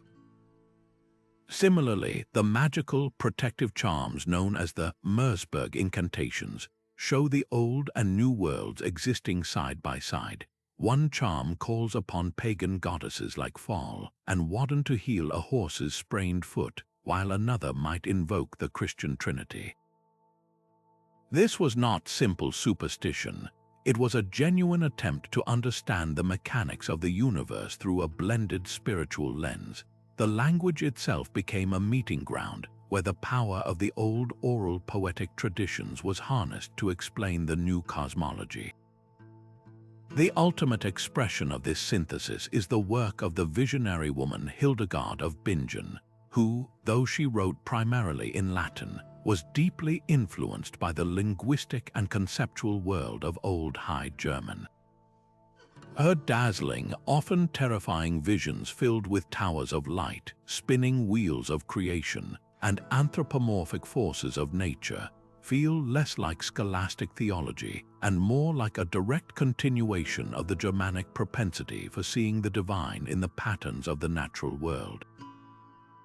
Her creation of a secret language, the lingua ignota, complete with its own alphabet, was an attempt to find words pure enough to describe her mystical experiences, an endeavor that speaks to a deep desire to push language beyond its ordinary limits to capture the ineffable.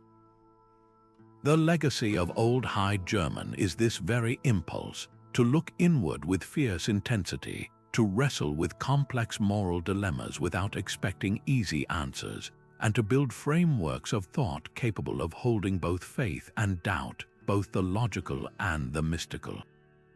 It was in this linguistic forge that the distinctive voice of German philosophy, the voice of a Luther, a Kant, or a Nietzsche, was first tempered, a voice that would forever value depth, introspection, and the courage to confront the most difficult questions of human existence. While the introspective depths of Old High German were forging a new philosophical vocabulary in the heart of Europe, a different kind of linguistic revolution was taking place to the West, one that would capture the imagination of an entire continent with tales of enchantment, moral quandaries, and the intricate rules of the heart.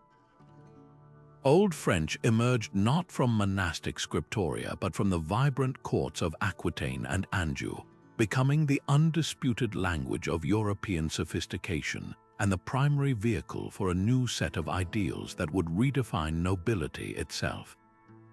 This was the language of chivalry and romance, a tongue that gave voice to a cultural movement so powerful that its echoes still shape our stories, our songs, and even our modern notions of love.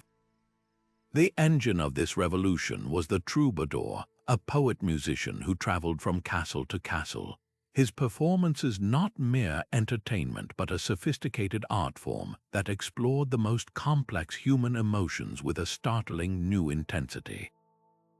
The troubadours of southern France, writing in the old Occitan language, pioneered the concept of finima, or refined love. This wasn't the simple affection of a married couple or the raw desire of epic poetry. It was a highly ritualized, almost spiritualized form of admiration, almost always directed by a knight toward a lady of higher social standing who was often already married. This love was meant to be unconsummated, a source of perpetual yearning that would inspire the knight to perform great deeds of valor and to refine his manners, all in hopes of earning a mere glance or kind word from his beloved. The entire dynamic was a game of exquisite tension, governed by strict codes of secrecy and service. Through their cansos or love songs, the troubadours explored the psychology of this experience, the agony of rejection, the ecstasy of hope, the transformative power of desire. They essentially invented a new interior landscape for the European knight, shifting the focus from brute strength on the battlefield to emotional vulnerability and artistic sensitivity in the court. This cultural software, encoded in the melodic lines of Old French and Occitan poetry, was installed across the aristocratic courts of Europe, creating a new template for what it meant to be a nobleman. This new focus on inner life and emotional complexity found its ultimate narrative expression in the Arthurian romances, particularly those penned by the 12th century master Chrétien de Troyes. Writing for the court of Marie de Champagne, Chrétien took the old Celtic myths of King Arthur and his knights and transformed them into something entirely new, psychological novels in verse. In works like Lancelot, the Knight of the Cart, and Percival, the Story of the Grail, Chrétien used the framework of a quest to explore profound moral and ethical dilemmas. His Lancelot is not a flawless hero. He is a man torn apart by his adulterous love for Queen Guinevere, a love that is both his greatest weakness and the source of his superhuman strength. In one famous scene, Lancelot, hurrying to rescue Guinevere, is forced to ride in a criminal's cart, an act that brings him great shame. Chrétien lingers on this moment of psychological torment, exploring the conflict between the knight's public honor and his private, all-consuming passion. This was a radical departure from the straightforward heroism of earlier epics like Beowulf. Chrétien was interested in the space between a character's actions and their motivations, in the messy, conflicting desires that drive human behavior. He was, in effect, laying the groundwork for the modern novel by insisting that a hero's greatest battles are often fought within his own soul. Yet the influence of Old French extended far beyond the realm of poetry and fantasy. It became a crucial linguistic bridge for the transmission of knowledge during the 12th century Renaissance. Following the Norman conquest of England in 1066, Norman French became the language of the royal court, the law, and the aristocracy in England for centuries. This created a fascinating three-tiered linguistic society. The clergy used Latin, the nobility used French, and the common people spoke English. This forced a constant cultural and intellectual exchange. When important scholarly works were translated from Arabic or Greek into Latin in centers like Toledo, they often made their next leap into the vernacular via Old French. Encyclopedic works on science, medicine, and philosophy were rendered into French for the educated nobility who didn't read Latin. Then, from French, these ideas would eventually filter into Middle English. This process enriched the English language immensely, flooding it with a vast vocabulary of abstract and technical terms derived from French and Latin. But perhaps its greatest legacy is the way it embedded the ideals of chivalric romance into the very fabric of European consciousness. The notions of a quest for a higher purpose, the importance of individual conscience, and the idea that love could be a transformative, ennobling force. These are the direct inheritance of the stories first told in the courts of medieval France. They are the deep cultural code that would later fuel the Renaissance, inspire the Romantics, and continue to captivate us in every fantasy novel and blockbuster film about a hero on a journey, proving that the most powerful ideas are those delivered not through lectures, but through stories that speak directly to the heart. While the courts of France were weaving tales of chivalric love, a far more grounded and complex reality was taking shape on the Iberian Peninsula, where the very texture of daily life was a rich tapestry woven from three distinct threads. Old Spanish, or Castilian as it was then known, did not emerge from a single, pure source. It was born in the fiery, fertile, and often fraught crucible of Al-Andalus, a land where Christian kingdoms, Muslim caliphates, and vibrant Jewish communities lived side by side for centuries in a constantly shifting dynamic of war, peace, and profound cultural exchange. This wasn't just coexistence, it was a full-blown melting pot where languages, ideas, and artistic traditions met, mingled, and transformed each other, creating a linguistic and intellectual environment unlike any other in medieval Europe. The story of Old Spanish is the story of this conversation, a testament to how the most powerful and enduring languages are often those brave enough to embrace the words of the other.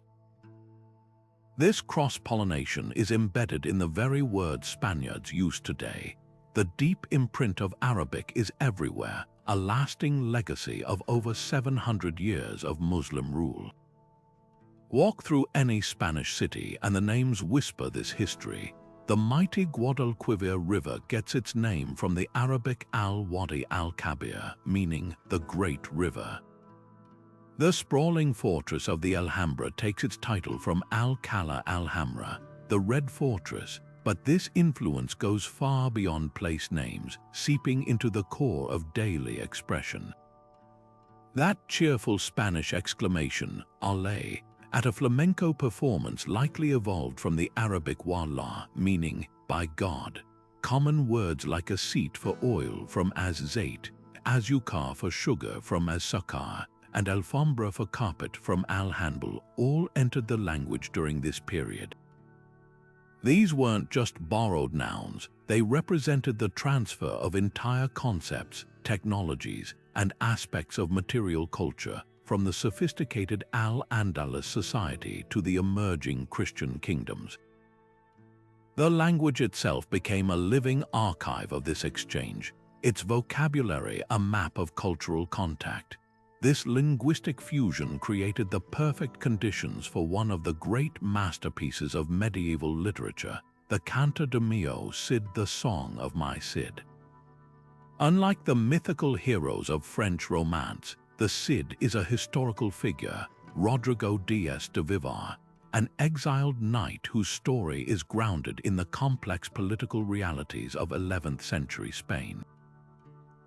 What makes the epic so fascinating is its nuanced portrayal of the relationships between Christians, Muslims, and Jews. The Cid himself is a devout Christian, but he is also a pragmatic leader who earns the respect and loyalty of the Moorish rulers he sometimes fights alongside and sometimes against. The poem doesn't present a simple black and white world of religious conflict. It shows a landscape of shifting alliances and mutual respect, where a man's honor is more important than his faith. This reflects the very real conviventia, or coexistence, that characterized much of medieval Iberian life, where communities, though separate, interacted in markets, in royal courts, and on the battlefield, fostering a unique and pragmatic form of tolerance born of necessity and familiarity. The epicenter of this intellectual fireworks was undoubtedly the city of Toledo after its reconquest by Christian forces in 1085. Rather than suppressing the city's diverse heritage, King Alfonso VI made a brilliant decision. He designated Toledo as a place of translation, establishing a formal school where Christian, Jewish, and Muslim scholars would work together. Under the patronage of later monarchs like the immensely learned Alfonso X, known as the Wise, this project exploded. Teams of translators would work in a collaborative assembly line. A Jewish scholar fluent in Arabic and Hebrew might translate a text from Arabic into the shared vernacular, Romance. A Christian cleric expert in Latin would then take that version and render it into the academic language of Europe. In this way, the vast treasure of knowledge preserved and advanced by Arabic scholarship, the astronomy of Al-Zarqali, the philosophy of Averroes, the medicine of Avicenna, flowed into Latin, and from there into the universities of Paris and Bologna. But Alfonso X took it a step further. He made a radical decision to shift away from Latin for many official purposes, commissioning massive encyclopedic works on history, law, and science to be written directly in Castilian. This was a monumental vote of confidence in the vernacular tongue, forcing it to develop the vocabulary and syntactic complexity to handle sophisticated academic thought. He and his scribes didn't just borrow words, they invented them, creating a new lexicon for a new era of learning. This environment of translation and debate naturally spurred profound questions about identity, faith, and the nature of truth itself. In the bustling Jewish quarters of cities like Toledo and Cordoba, thinkers like Maimonides were writing in Arabic but thinking within a Jewish theological framework, engaging with the same Aristotelian ideas that were captivating Christian scholastics. Their works, later translated into Hebrew and Latin, became essential reading for scholars across Europe. This three-way dialogue between Jewish, Islamic, and Christian thought, all facilitated by the multilingual reality of Iberia, created a climate of intellectual curiosity that was less about proving one faith right and more about understanding the universal structures of logic, nature, and divinity. It was a school of thought that valued dialogue over dogma, a precursor to the humanist spirit of the Renaissance that would soon sweep across Europe. The evolution of Old Spanish, therefore, is more than just a linguistic history. It is a powerful lesson in how cultural and linguistic diversity can be the greatest engine of intellectual and artistic progress, a reminder that walls are not built with borrowed words, and that some of the most beautiful sounds are those that have learned to harmonize with others. Yet even as the troubadours of old Occitan were charting the inner geography of the human heart, a different kind of exploration was underway far to the south and east, one that sought to map not the emotions, but the very cosmos itself using the precise and timeless language of numbers. While the courts of Europe were enthralled by songs of courtly love, a scholarly tradition that had been evolving for millennia was reaching a new peak of sophistication, and its lingua franca was Sanskrit. To think of Sanskrit solely as an ancient religious language is to miss its vibrant medieval life entirely. Across the Indian subcontinent, from the bustling centers of learning in Kashmir to the great universities like Nalanda, Sanskrit continued to thrive as the primary medium for groundbreaking advances in mathematics, astronomy, logic, and philosophy. This was not a language looking backward.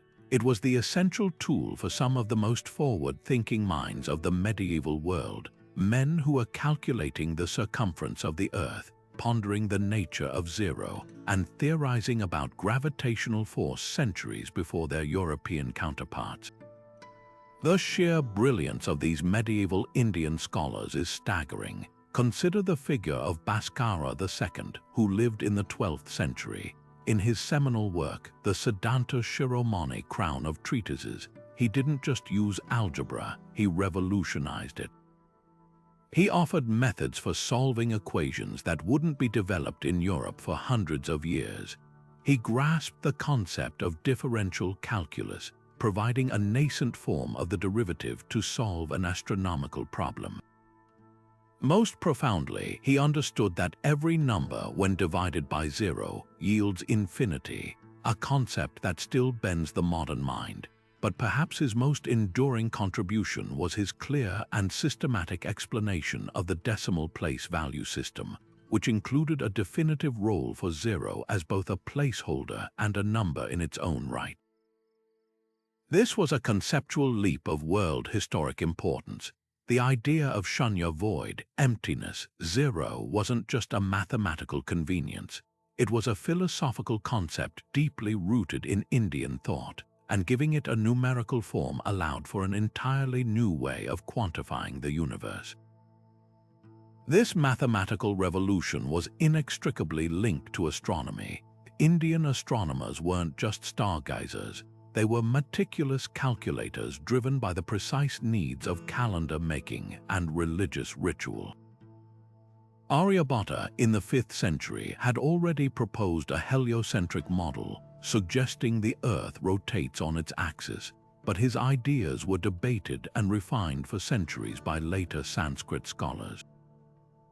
They calculated the length of the solar year with astonishing accuracy. They understood that light from the moon and planets was reflected. They developed complex trigonometric functions like sine and cosine to chart planetary motions, creating tables more accurate than any in the world at the time. The language used for these discoveries was crucial.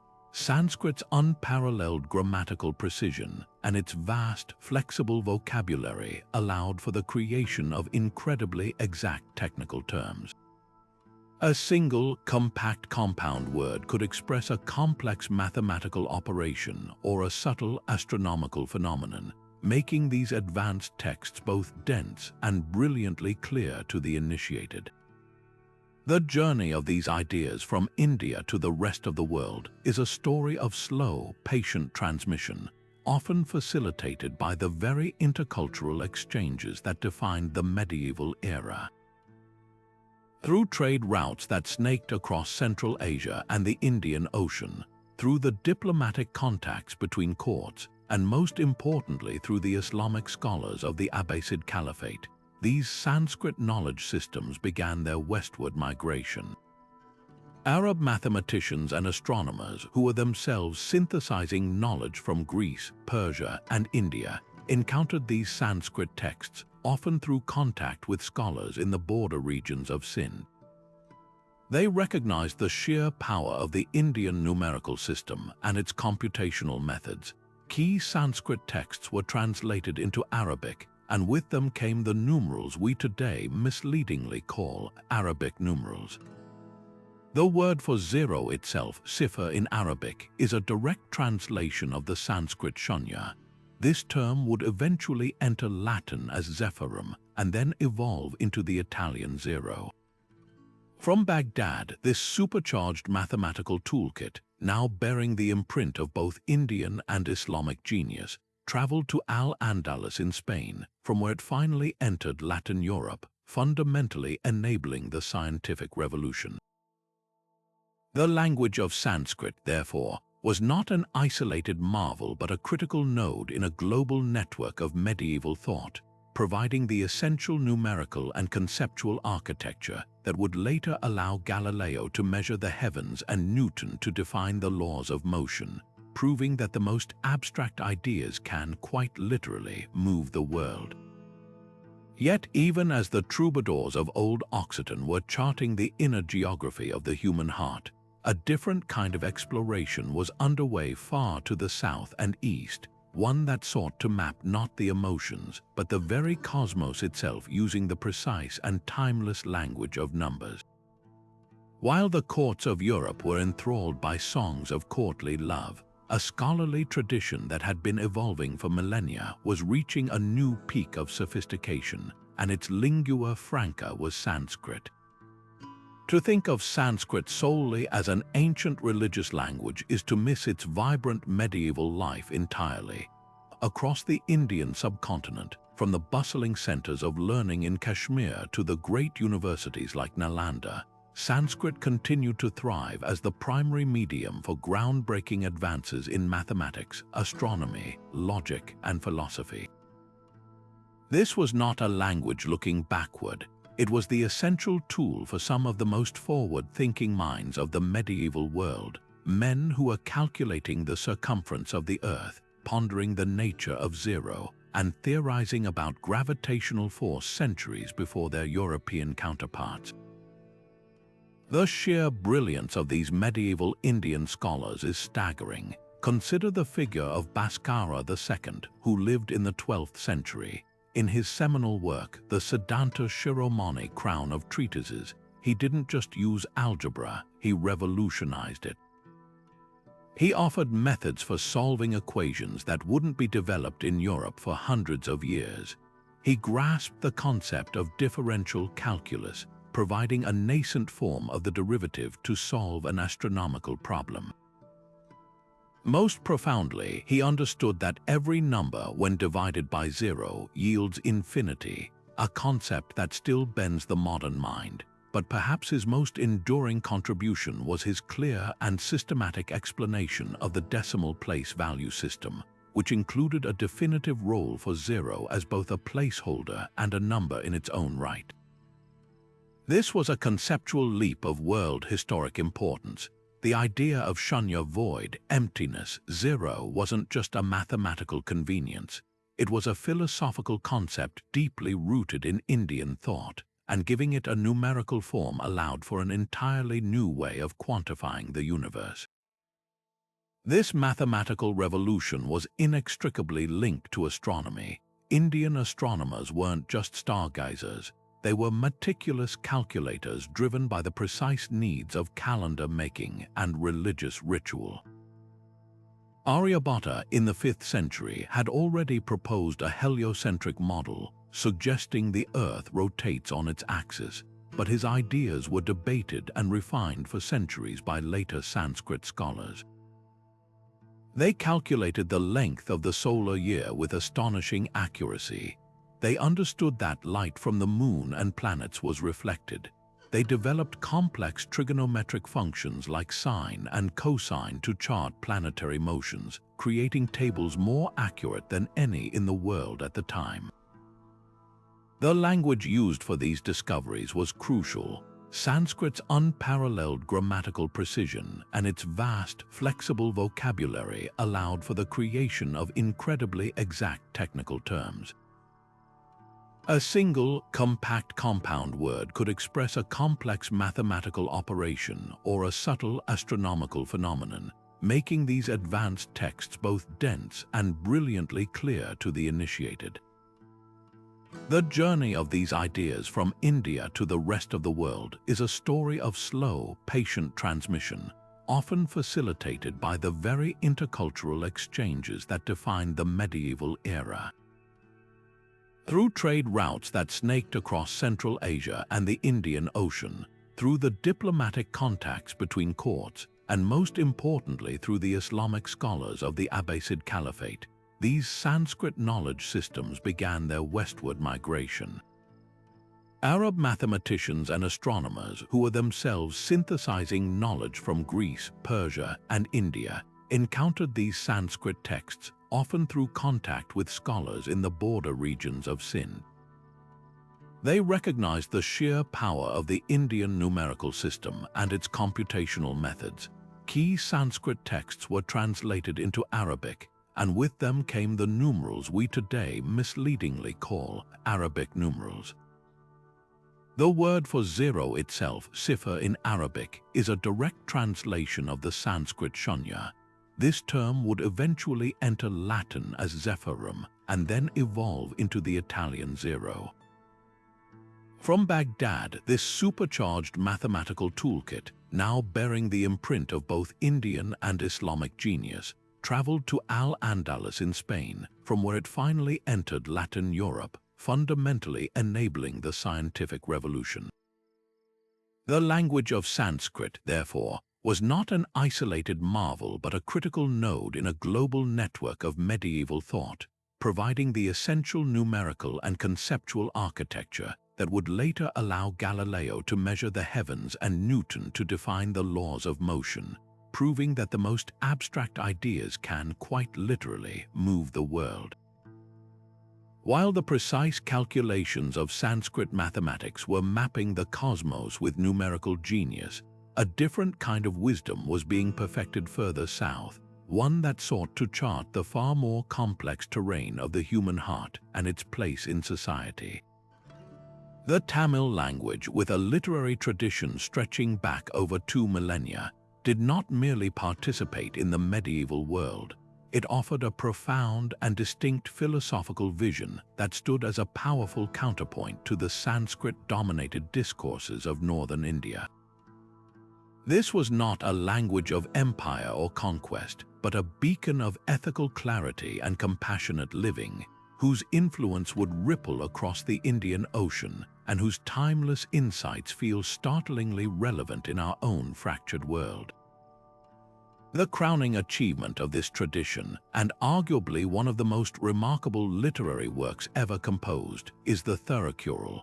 Attributed to the sage Thiruvalluvar, this text is a masterpiece of concision and depth, consisting of 1,330 poetic couplets divided into 130 chapters.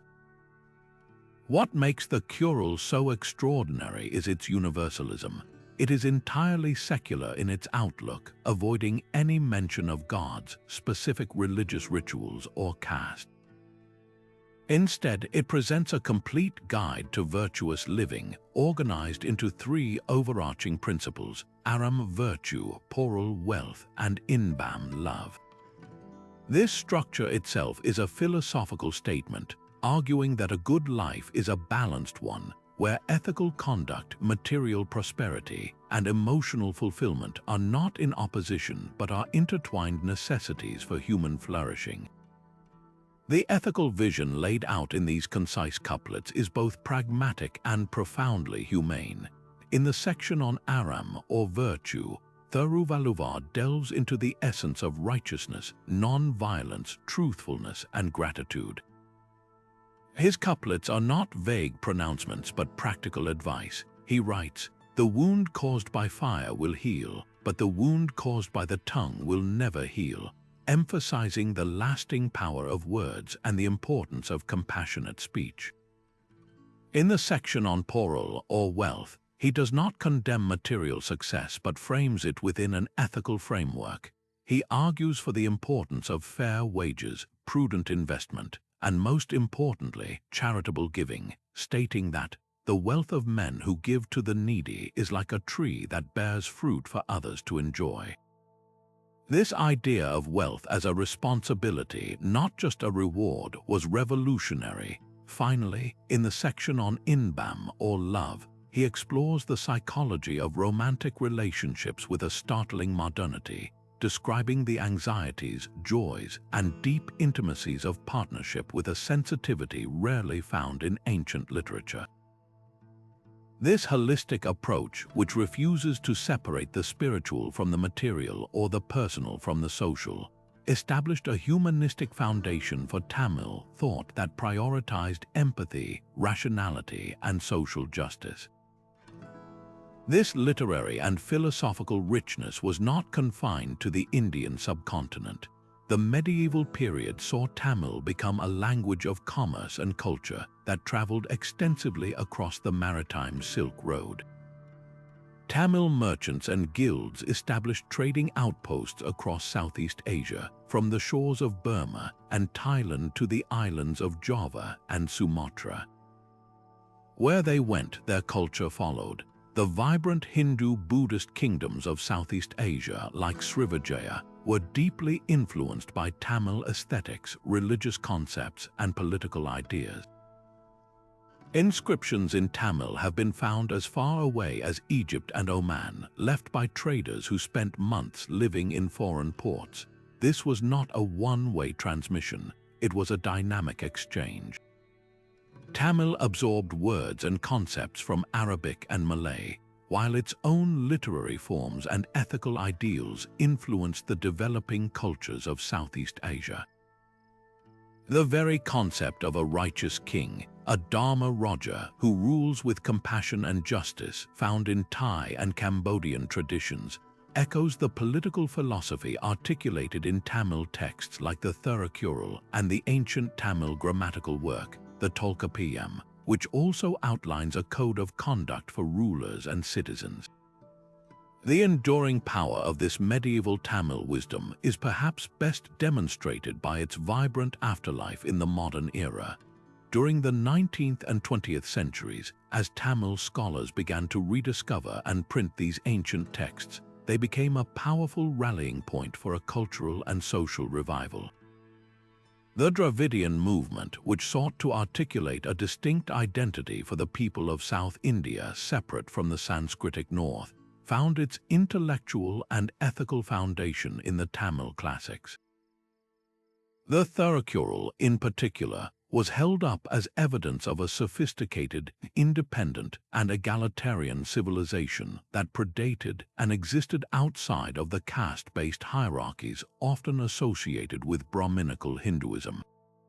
Its secular humanism and emphasis on social duty inspired leaders like Periyar E.V. Ramasamy in his fight for social justice and rationalism. Today, the Kural is ubiquitous in Tamil Nadu. Its couplets are quoted in political speeches, displayed on public walls, and taught to school children. It provides a shared ethical vocabulary that transcends religion and politics, offering guidance on everything from good governance to environmental stewardship. The language's medieval emphasis on compassion, rational inquiry, and the inherent dignity of all life continues to resonate, proving that the most timeless wisdom is often that which speaks directly to our universal humanity, offering a path toward a life not just of success but of significance. Now, as we shift our focus from the maritime networks of Tamil, we turn to a language that served as the very bedrock of daily life and high scholarship across the ancient and medieval Near East, a linguistic constant in a region of breathtaking change. Aramaic story is one of astonishing endurance. Long after the empires that first spread it had crumbled into dust, its various dialects remained the vital, beating heart of communication for millions, from Syrian villages to bustling Persian markets. Imagine a medieval merchant in Baghdad closing a deal with a partner in Damascus, a Jewish rabbi in Babylon debating a fine point of law with a text written centuries earlier, and a Christian monk in a monastery near Mosul copying a Greek philosophical treatise. All of them, though separated by faith and geography, were likely conducting their affairs in different dialects of the same language. Aramaic. This wasn't a language of conquest in this period. It was a language of connection, a durable thread woven through the diverse tapestry of Near Eastern life, facilitating an exchange of goods and ideas that kept the region intellectually vibrant for over a millennium. This role as a universal solvent for culture is most powerfully visible in the realm of religious scholarship. For Jewish communities, particularly those in Babylon after the destruction of the Second Temple, Aramaic became the language of intellectual survival. The Babylonian Talmud, one of the most central texts in Judaism, is a massive work of legal, ethical, and philosophical debate. While it contains Hebrew, its primary language of discussion and argumentation is Aramaic. This means that the intricate rabbinic debates on everything from civil law to metaphysical questions about the nature of the soul were hammered out in this vernacular tongue. The Talmud isn't a static monolith, it's a record of conversations spanning centuries, and Aramaic was the living, breathing medium that made this centuries-long dialogue possible. It allowed rabbis to apply ancient biblical principles to new and complex social situations, ensuring Jewish law and thought remained dynamic and relevant. Similarly, for many Eastern Christian communities, Aramaic in the form of Syriac was the language of liturgy, theology, and poetry. Syriac scholars were not just passive recipients of Greek thought. They were active engagers, producing their own profound mystical writings and theological commentaries that developed unique concepts of divine connection and human purpose. This created a fascinating environment for interfaith dialogue, though not always a peaceful one, because Aramaic dialects served as a shared linguistic territory for Jewish, Christian, and later Muslim scholars. It provided a common ground for debate and influence. A Christian theologian using Syriac might draw upon a philosophical concept developed by a Jewish scholar writing in Jewish Aramaic, while a Muslim thinker, though primarily using Arabic, would be engaging with ideas from texts and communities that were deeply shaped by Aramaic thought. They were all, in a sense, swimming in the same intellectual waters, even if they reached different shores. This linguistic commonality forced a certain level of engagement and mutual understanding, allowing complex ideas about monotheism, law, ethics, and the afterlife to be refined through centuries of conversation and sometimes confrontation. The resilience of Aramaic, its ability to adapt from being the administrative language of the Assyrian Empire to a vehicle for medieval theology, demonstrates a profound truth about language itself.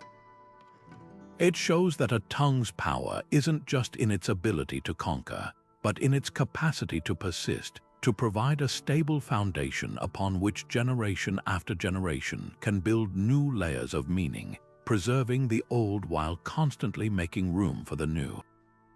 In our own era of rapid globalization and cultural shift, Aramaic stands as a powerful lesson in how linguistic continuity can be a force for stability and deep intercultural understanding, rather than a barrier. Yet even as Aramaic served as the great connector across the Near East, a very different kind of linguistic project was unfolding far to the north, one born not of organic evolution but of a singular, revolutionary act of translation. The story of the Gothic language is not one of empires or bustling trade routes, but of a small, persecuted community and a bishop with a monumental vision.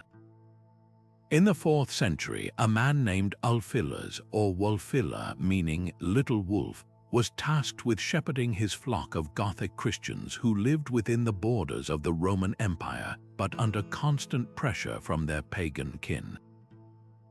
To provide them with spiritual sustenance, Ulfilas made a decision that would echo through linguistic history. He decided to translate the Bible into their native tongue. This was an audacious endeavor. The Goths were a Germanic people with a rich oral tradition of heroic lays and battle poetry, but they had no written language, no alphabet capable of capturing the nuanced abstractions of Christian theology. So Ulfilas did not just translate, he invented. He took the Greek alphabet as his foundation, but he looked to the runic scripts familiar to his people for inspiration, crafting several new letters to represent sounds unique to the Gothic tongue.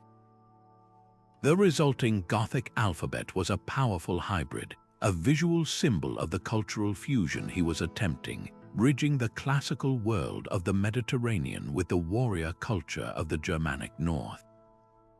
The text he produced, most notably the surviving fragments of the Silver Codex, is nothing short of a linguistic miracle.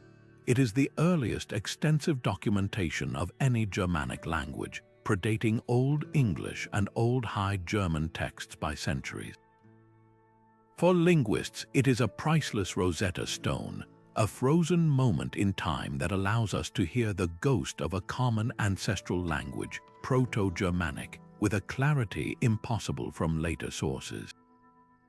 By comparing Gothic to Latin and Greek, scholars can trace the precise sound shifts that define the Germanic language family, reconstructing the ancient grammar and vocabulary that would eventually give rise to English, German, Dutch, and the Scandinavian languages. Every page of the Gothic Bible is a treasure trove, preserving the ancient forms of words that would evolve in different directions elsewhere. But Ulfilas's task was far more than linguistic. It was a profound act of cultural interpretation. He faced the immense challenge of rendering concepts like church, apostle, grace, and salvation for a people whose worldview was shaped by tribal loyalty, fate, and the glory of battle. He couldn't just borrow the Greek words, he had to build new ones from native Gothic roots. For church, he used ecclesia, a borrowing from the Greek ecclesia. But for gospel, the good news, he created a calque, a direct translation, goda spillen, from God's good and spillen to announce a message. This term itself is revealing. A spill in Old Norse was a narrative, a story told by a sage. Ulfilas was essentially framing the Christian message within the existing cultural framework of a powerful story being told. This process of translation was not a one-way street where a superior culture imposed its ideas on a primitive one. It was a negotiation. The Gothic language, in its very structure, shaped how these new Christian concepts were understood and internalized. The new faith, delivered in the visceral, familiar sounds of their own tongue, began to blend with deep-seated Germanic values. The Christian God could be understood as a kind of divine chieftain, Christ as a heroic warrior who defeated death, and the community of believers as a new kind of tribe bound by a covenant of loyalty. This synthesis made Christianity palatable and compelling for the Goths and other Germanic peoples who later encountered these ideas. The success of this mission had staggering historical consequences. When the Visigoths sacked Rome in 410, they were no longer simple pagans. They were Arian Christians, their faith shaped by Ulfilas's translation. The Ostrogoths, who established a kingdom in Italy under Theodoric the Great, were also influenced by this tradition. The Gothic Bible became a model, proving that the Christian faith could and should be translated into the vernacular of every people, setting a precedent that would much later fuel the Reformation. Though the Gothic language itself would fade away, succumbing to the languages of the realms they conquered, its legacy is woven into the fabric of Europe.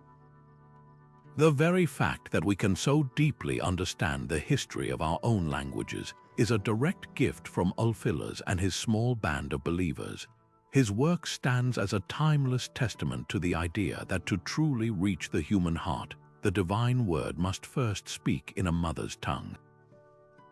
While the Gothic language was being meticulously crafted to carry a new faith to a Germanic people, another ancient tongue was quietly guarding an even older heritage on the rocky shores of Britain. Old Welsh is far more than just the ancestor of the modern Welsh language.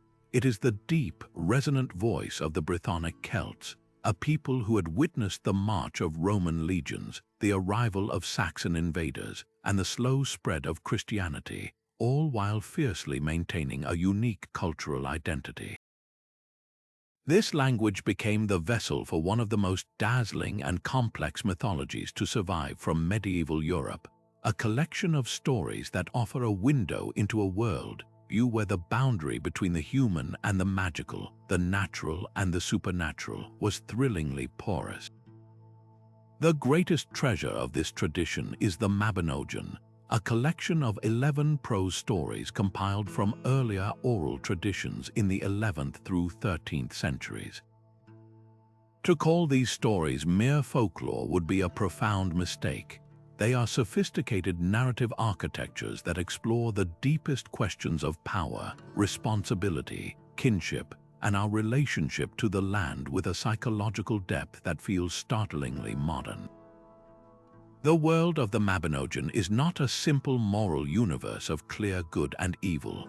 It is a world of intricate jays or taboos where a single broken promise can unravel a kingdom, and where honor is a fragile web that must be constantly maintained.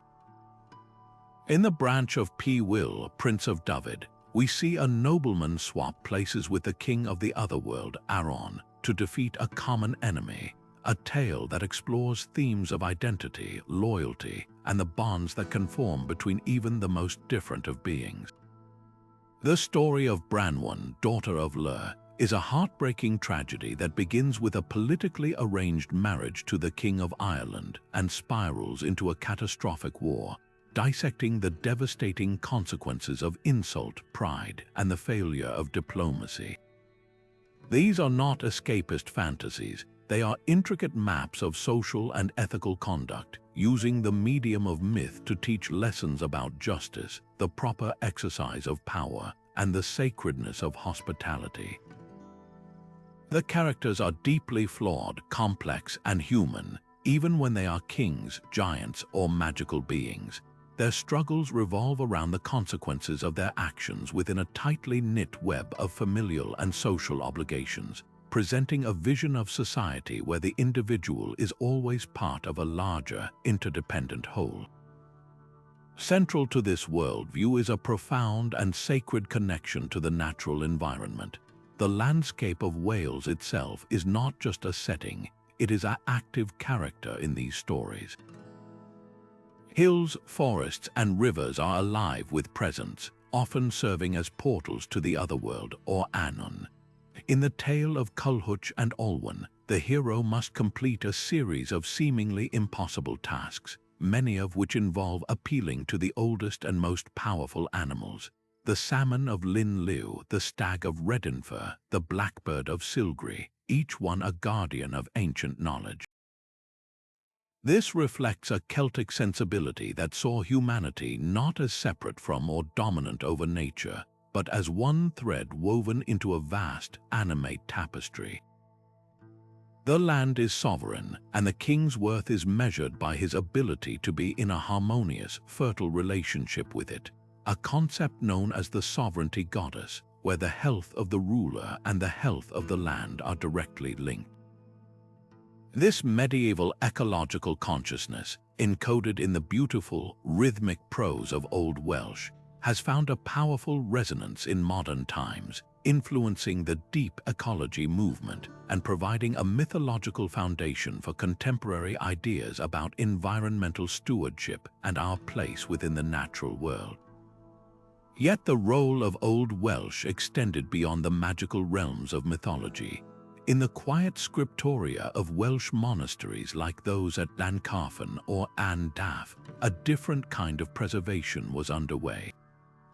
Welsh monks, much like their Irish counterparts, were diligent scribes who copied and studied Latin texts, ensuring the survival of classical learning. However, they also used Old Welsh to create their own unique literary and legal documents. The earliest surviving poetry in Old Welsh, such as the elegies attributed to the 6th century poets Aneurin and Taliesin, though recorded later, praise real historical kings like Urien of Rheged and memorialize the warriors who fell at the Battle of Cattraeth. These works blend historical memory with heroic idealization, creating a potent national mythology that would fuel Welsh resistance to outside domination for centuries.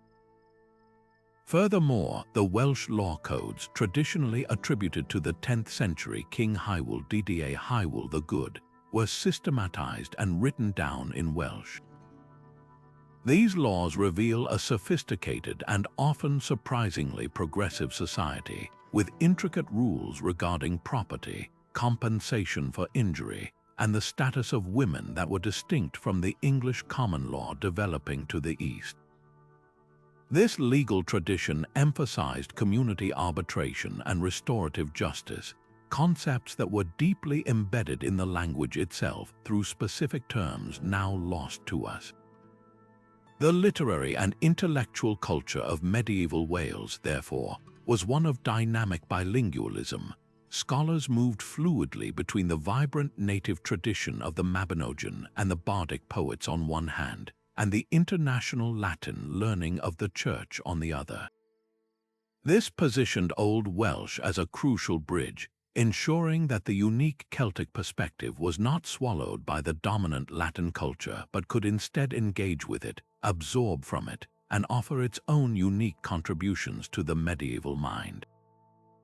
The richness of this heritage, with its celebration of storytelling, its deep environmental ethics, and its complex understanding of human psychology, is a powerful reminder that the tapestry of European thought is woven from many diverse threads.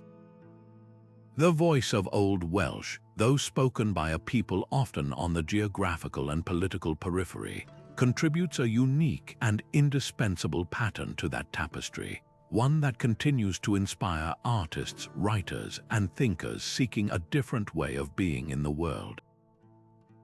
But as the mythic tales of Wales were preserving a deep connection to the land, a far more pragmatic and earthbound linguistic revolution was brewing along the rain-swept coasts and burgeoning river towns of the Low Countries. Here, in a landscape constantly being reclaimed from the sea, the people weren't speaking the language of kings or heroes. They were crafting a tongue for traders, farmers, and town councillors. Old Dutch, the ancestor of modern Dutch and Flemish, is a powerful reminder that some of the most profound intellectual shifts in history aren't always born in royal courts or monastic libraries. Sometimes they emerge from the bustling, muddy marketplace, from the meticulous pages of a merchant's ledger, and from the hard-won legal agreements of people learning to govern themselves. This was a language of getting things done, a vernacular of commerce and community that would quietly plant the seeds for concepts we now consider fundamental to the modern world: civic freedom, capitalist enterprise, and the very idea of a self-governing urban citizen. The physical environment of the Low Countries dictated a unique way of life that was directly reflected in the language. Much of the land was below sea level, requiring constant, coordinated effort to build and maintain dikes and drains to keep the water at bay. This was not work for a solitary hero. It required collective action, meticulous planning, and a shared sense of responsibility. The word for such a drainage council was a waterschap or heemrodschap, and these were among the earliest forms of local democracy in medieval Europe.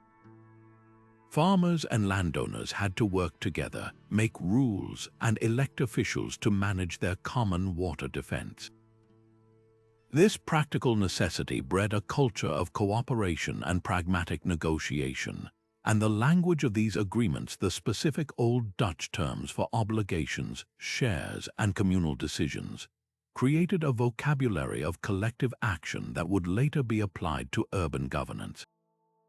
The language itself began to value clarity, specificity, and mutual agreement over poetic flourish or royal decree. As these efforts made the land more secure, towns began to flourish at the crossroads of trade routes, particularly along the mighty Rhine River. Places like Bruges, Ghent, and Antwerp evolved from simple settlements into powerful, independent-minded city-states. Their lifeblood was commerce, and Old Dutch was its voice. Unlike the rigid, formulaic Latin of the Church or the flowery French of the aristocracy, Old Dutch developed a robust vocabulary for the everyday realities of business. It had precise words for different types of cloth, for weights and measures, for contracts and debts. The language of the market was direct, efficient, and focused on the concrete. This is vividly preserved in the thousands of surviving documents from the period.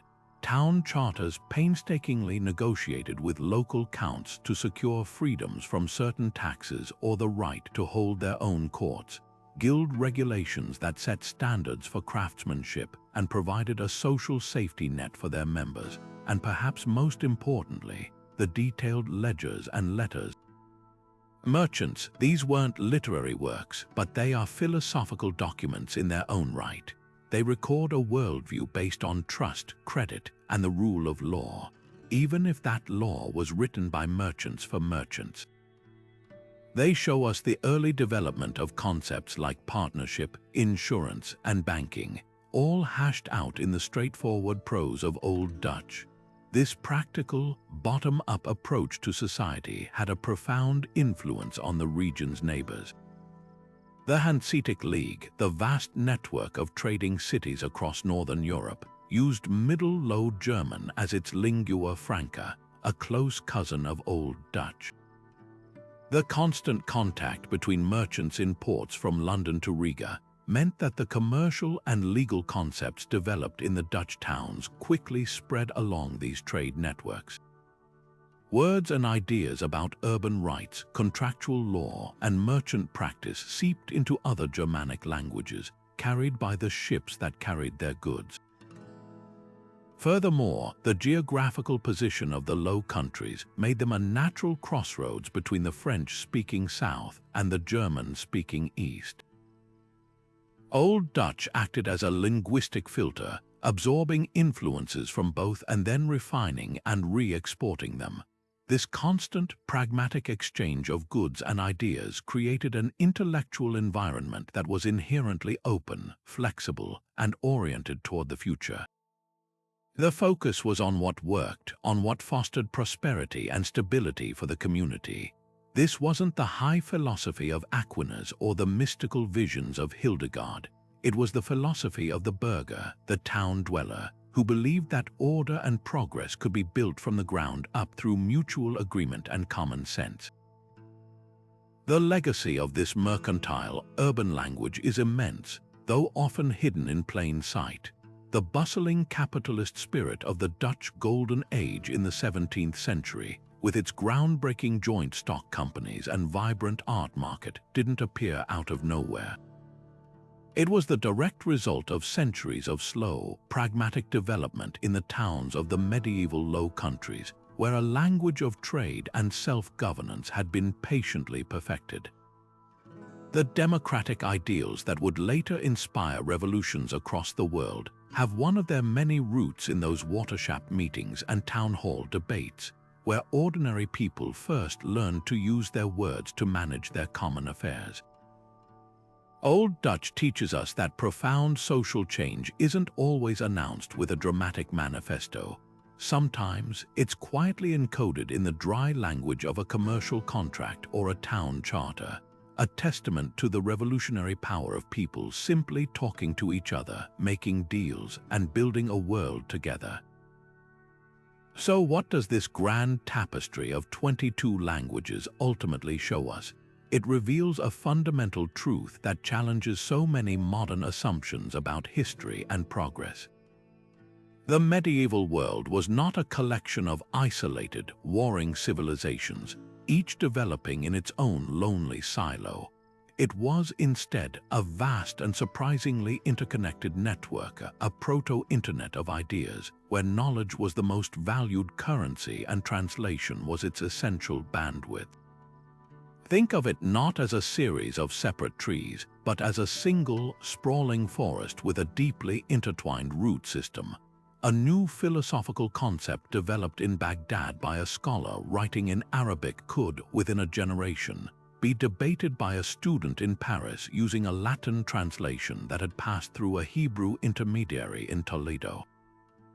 A poetic form perfected in Persian by Rumi could inspire a troubadour composing in Old Occitan in southern France, whose songs would then influence the structure of a romance written in Middle English.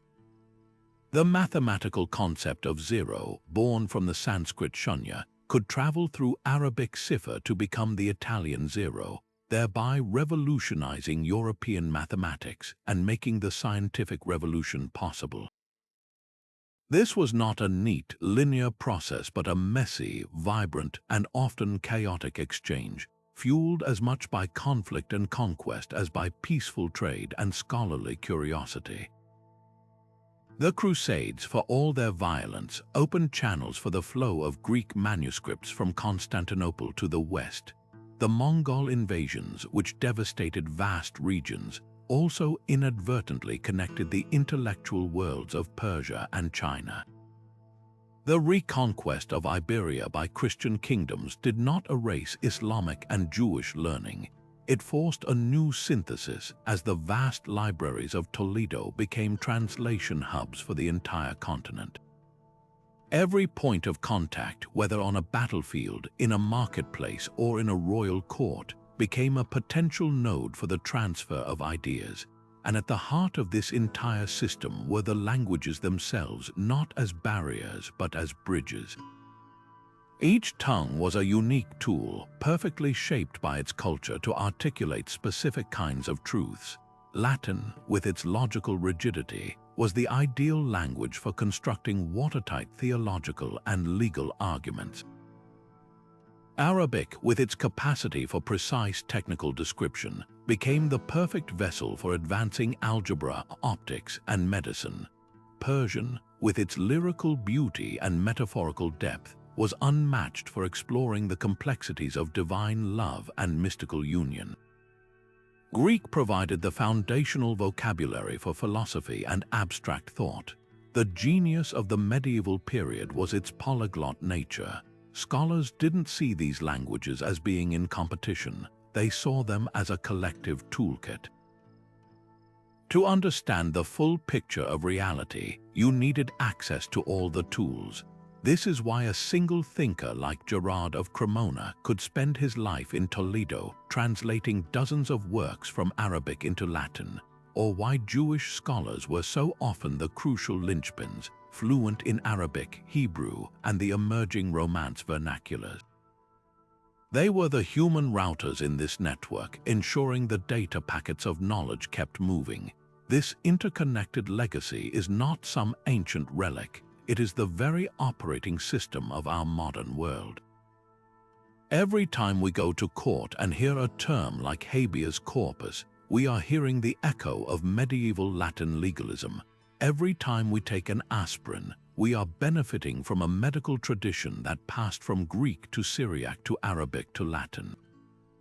Every time we get lost in a fantasy novel about a quest, we are tapping into narrative structures refined in Old Irish Imrama and Old French romances. Our very conception of the individual self, with its inner depths and personal conscience, was forged in the fires of this intercultural dialogue. From Augustine's Latin confessions to the Sufi poetry of self-annihilation, in Persian to the introspective heroic dilemmas of Old English and Old High German epic. The lesson for us today is profound and urgent. In an age that often seems defined by cultural isolationism and linguistic nationalism, the medieval world reminds us that innovation, creativity, and intellectual breakthroughs have always thrived at the crossroads, not in the fort. Our greatest human achievements are inherently collaborative, built upon the shared foundations of countless different voices. To lose a language, then, is not just to lose a set of words. It is to lose a unique way of seeing the world, a unique tool for understanding, and a vital node in the network that sustains our collective wisdom. Preserving this diverse linguistic heritage is not an act of nostalgia. It is an investment in our future cognitive toolkit, ensuring that the next generation of thinkers has the full array of tools available to solve the problems we cannot yet even imagine. The echoes of these 22 languages are not faint whispers from a forgotten past. They are the active, living foundations of the very world we inhabit today. Every time you use a word like algorithm, you are speaking the legacy of Arabic scholars in Baghdad. When you grapple with a complex philosophical idea, you are walking a path first cleared by Latin scholastics and Hebrew rationalists. The stories that captivate us in books and films, with their questing heroes and moral complexities, are built upon narrative frameworks perfected in old French romances and old Irish voyage tales. Our modern conceptions of law, from the courtroom to the concept of civic duty, owe a profound debt to the legal traditions encoded in Old English, Old Norse, and even the pragmatic charters of old Dutch towns. This is not merely historical trivia, it is the intellectual DNA that structures our consciousness, a hidden architecture of thought built word by word over centuries. This grand tapestry of interconnection offers us a crucial lesson for our own time. In an era often marked by cultural isolation and linguistic nationalism, the medieval world stands as a powerful testament to the opposite truth, that human progress is not a solitary race but a collaborative relay. Innovation did not spring from isolated purity but from the messy, vibrant, and often unpredictable collisions of different worlds. The greatest leaps forward, the preservation of Greek philosophy, the invention of algebra, the development of legal systems, were only possible because scholars, traders, and poets were willing to cross borders, both physical and linguistic, to share and synthesize knowledge. They understood that diversity of thought is not a threat to be managed but a resource to be embraced, the essential fuel for the engine of human creativity. The silent architects of our intellect, those medieval translators working by lamplight, teach us that the bridges we build with language are the very structures that can carry us toward a more enlightened future. As we face our own complex global challenges, from climate change to ethical questions about technology, we would do well to remember their example. The solutions will not be found by retreating into silos, but by rediscovering that medieval spirit of radical curiosity and open exchange. It invites us to look beyond the surface of our everyday words and ideas to appreciate the long, collaborative journey they have taken to reach us. So the next time you speak, write, or even think, take a moment to listen for those echoes. You might just hear the faint sound of a Syriac scribe preserving Aristotle, the rhythmic chant of a Coptic monk, or the passionate verse of a Persian mystic, all of them reminding us that we are part of a conversation that has been ongoing for over 1,000 years. I would love to hear which of these linguistic connections surprised you the most or how you see these ancient ideas playing out in your own life. Share your reflections in the comments below. If you enjoyed this journey into the hidden forces that shape our minds, please subscribe and hit the bell so you don't miss our next exploration into the stories behind the world we know. Thank you for watching, and never stop seeking the stories behind